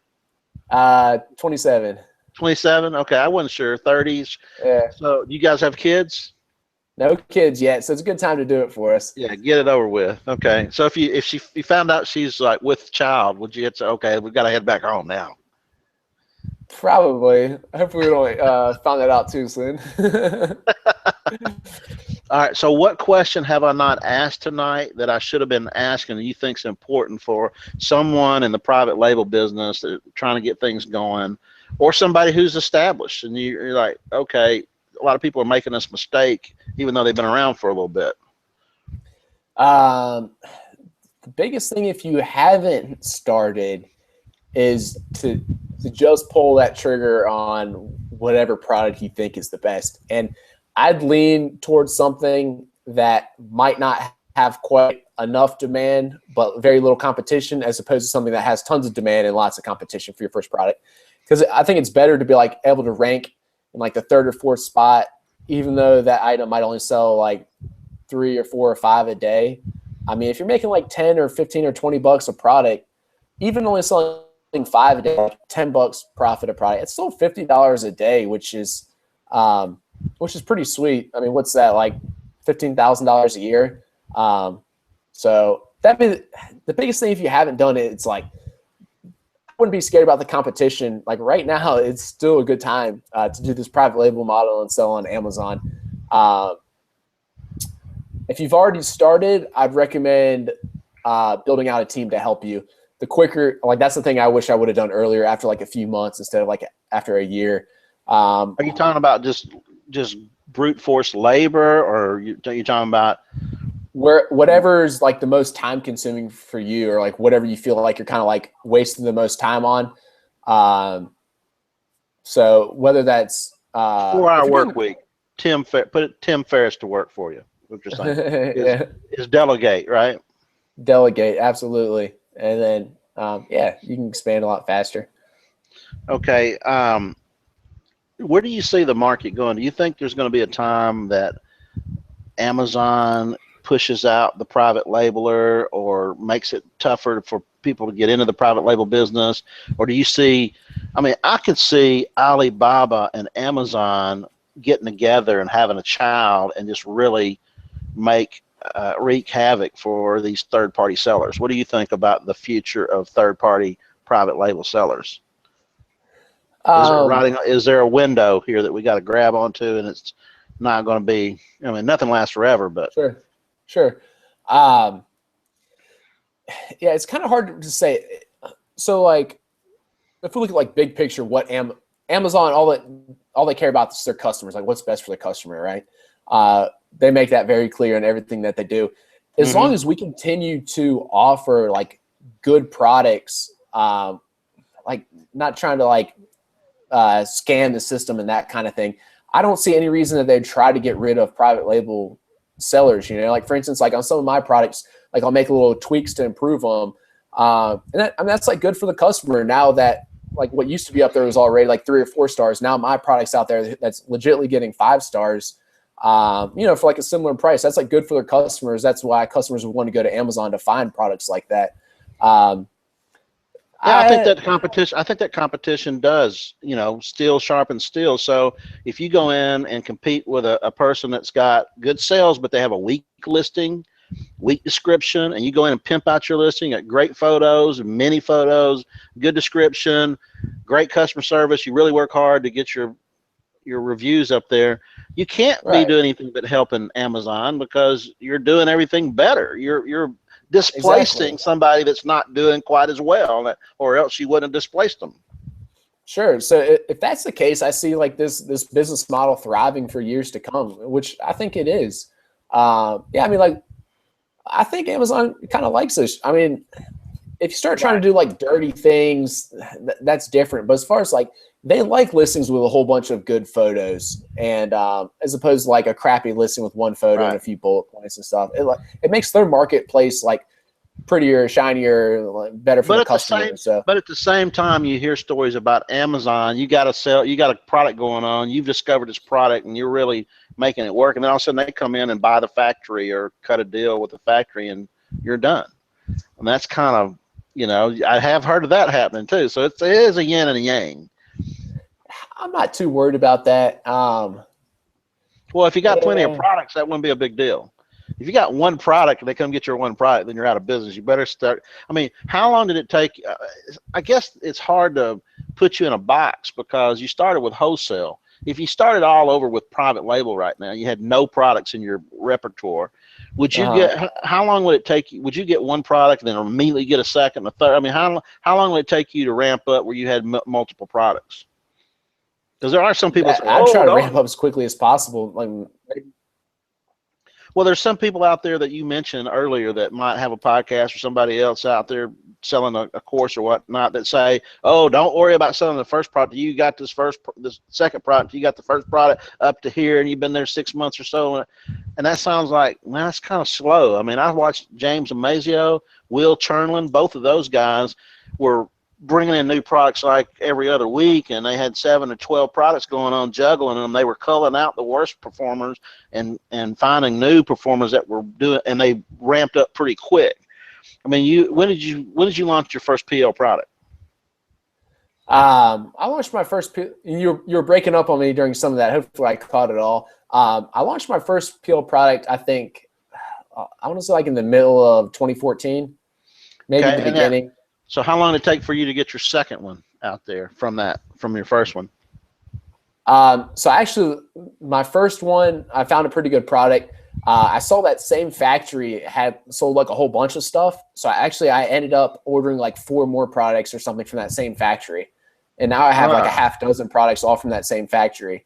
So if the first product sold really well, what's the likelihood that the other products would sell and you just got lucky? Or it could be like your, like your wholesale price where, hey, you got a winner, then you pulled another 4 of their products in, but they're all okay products.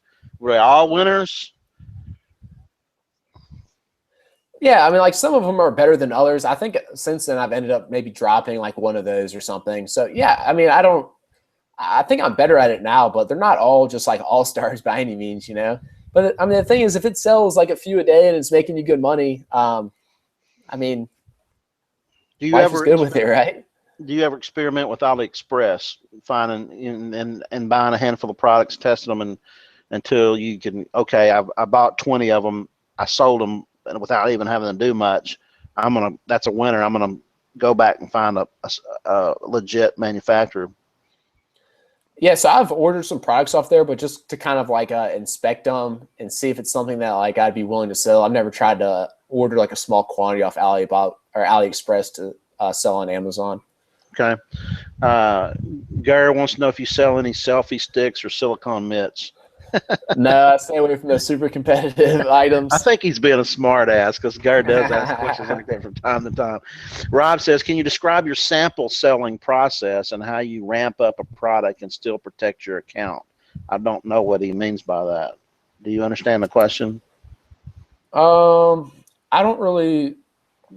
What do you mean, Rob, by sample selling process? Do you mean just giving away products on the front end to get new reviews? And when you're doing that, when you're doing a giveaway to launch a product, you're not trying necessarily to get thousands of reviews. You're just trying to get enough reviews for social proof. Is that true? Yeah. And it just kind of depends what my competitors have. Like if my competitors only have like 20, 40, 60 reviews, then like I might feel good just getting 20 or 30. If they have 100, 200, and 300 reviews, it's like I might try to get 100 reviews. Okay. So yeah. All right. So as far as I don't really like sell the same, like I'll order, like 2 from a factory as like a sample. I don't sell those. I just hold on to them. And then my first order, sometimes I'll call it like a test order or a sample order of like 750 or 1,000. Yeah, I mean, I mail them into Amazon, get selling them. David wants to know, are tools like Jungle Scout or AmaSuite valid or as useful when trying to determine what components of a bundle would be good to buy? Yeah, sure. I mean, if you see 2 products that are both selling well by themselves and like are frequently bought together a lot, yeah, I mean, you could try to bundle those. So yeah. Okay. All right, guys, we're starting to wind down. If you've got questions, get them in here. I think we're legitimately at 2 hours. All my webinars go for at least 2 hours. That's the law. And so by the way, what time is it in Australia right now? 1:15. In the morning? Yeah, lunchtime. Oh, lunchtime. Okay, cool. Yeah. So let's see. Good time for me. And these are other.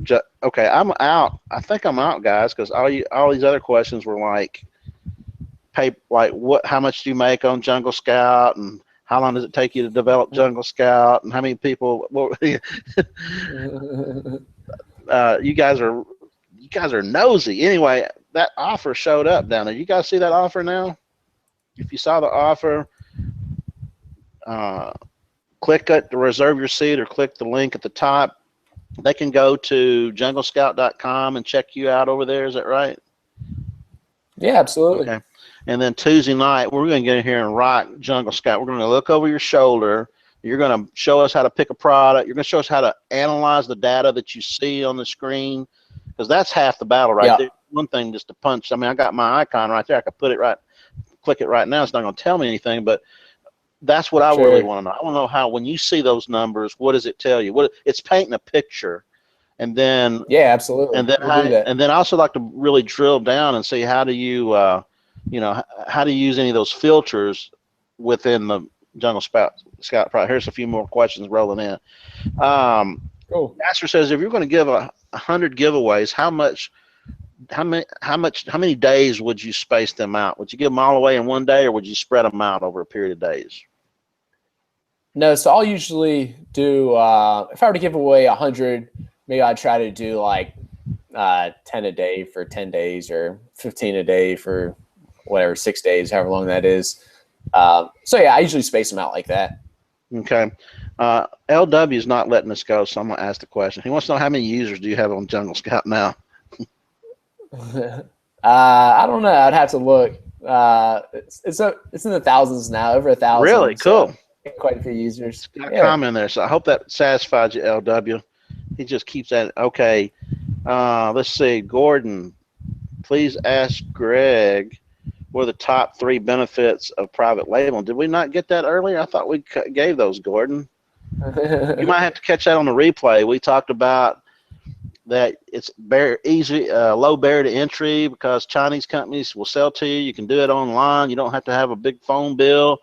You own the buy box when you have a private label. You save yourself tons of time and running around. Good margin. Yeah, you actually are building a business compared to being self-employed. All right, hey guys, we're going to start cranking it down. Last words. Give us any food for thought for this. I mean, I really appreciate you coming on, Greg, and sharing your story. Absolutely. Thanks for having me. Yeah, there's always questions. I always learn something every time we do these, and I learned a lot of stuff tonight. So, is there anything last parting words you would give that we could go to sleep tonight, put it under our pillow, and through osmosis we can wake up in the morning and be charged and ready to go? I'd say probably one of the other things that I love about this business model and this business is, we've kind of talked about sometimes about, like scaling it up to be larger, having employees, whatever. What's also so cool about it is like, it also just makes an awesome like lifestyle type business. With like 2 or 3 products, I could probably do like the 4-hour work week, travel, and still live, like a very comfortable life. So, however you want to do it, whether it's that type of thing or scale up, if you want to be the next Donald Trump, I think it would work for you both ways. And yeah, I mean, well, are you trying to scale up now? Are you getting to a point where you're just going to say, okay, I'm just going to keep doing my PL products, and do you just keep at the same level of your wholesale, or do you get to the point where you kind of level off and say, as long as I'm and start getting, maybe zeroing in on profit margin on what you got versus just trying to get more sales? Yeah, so now it's turning into like a much more selective. I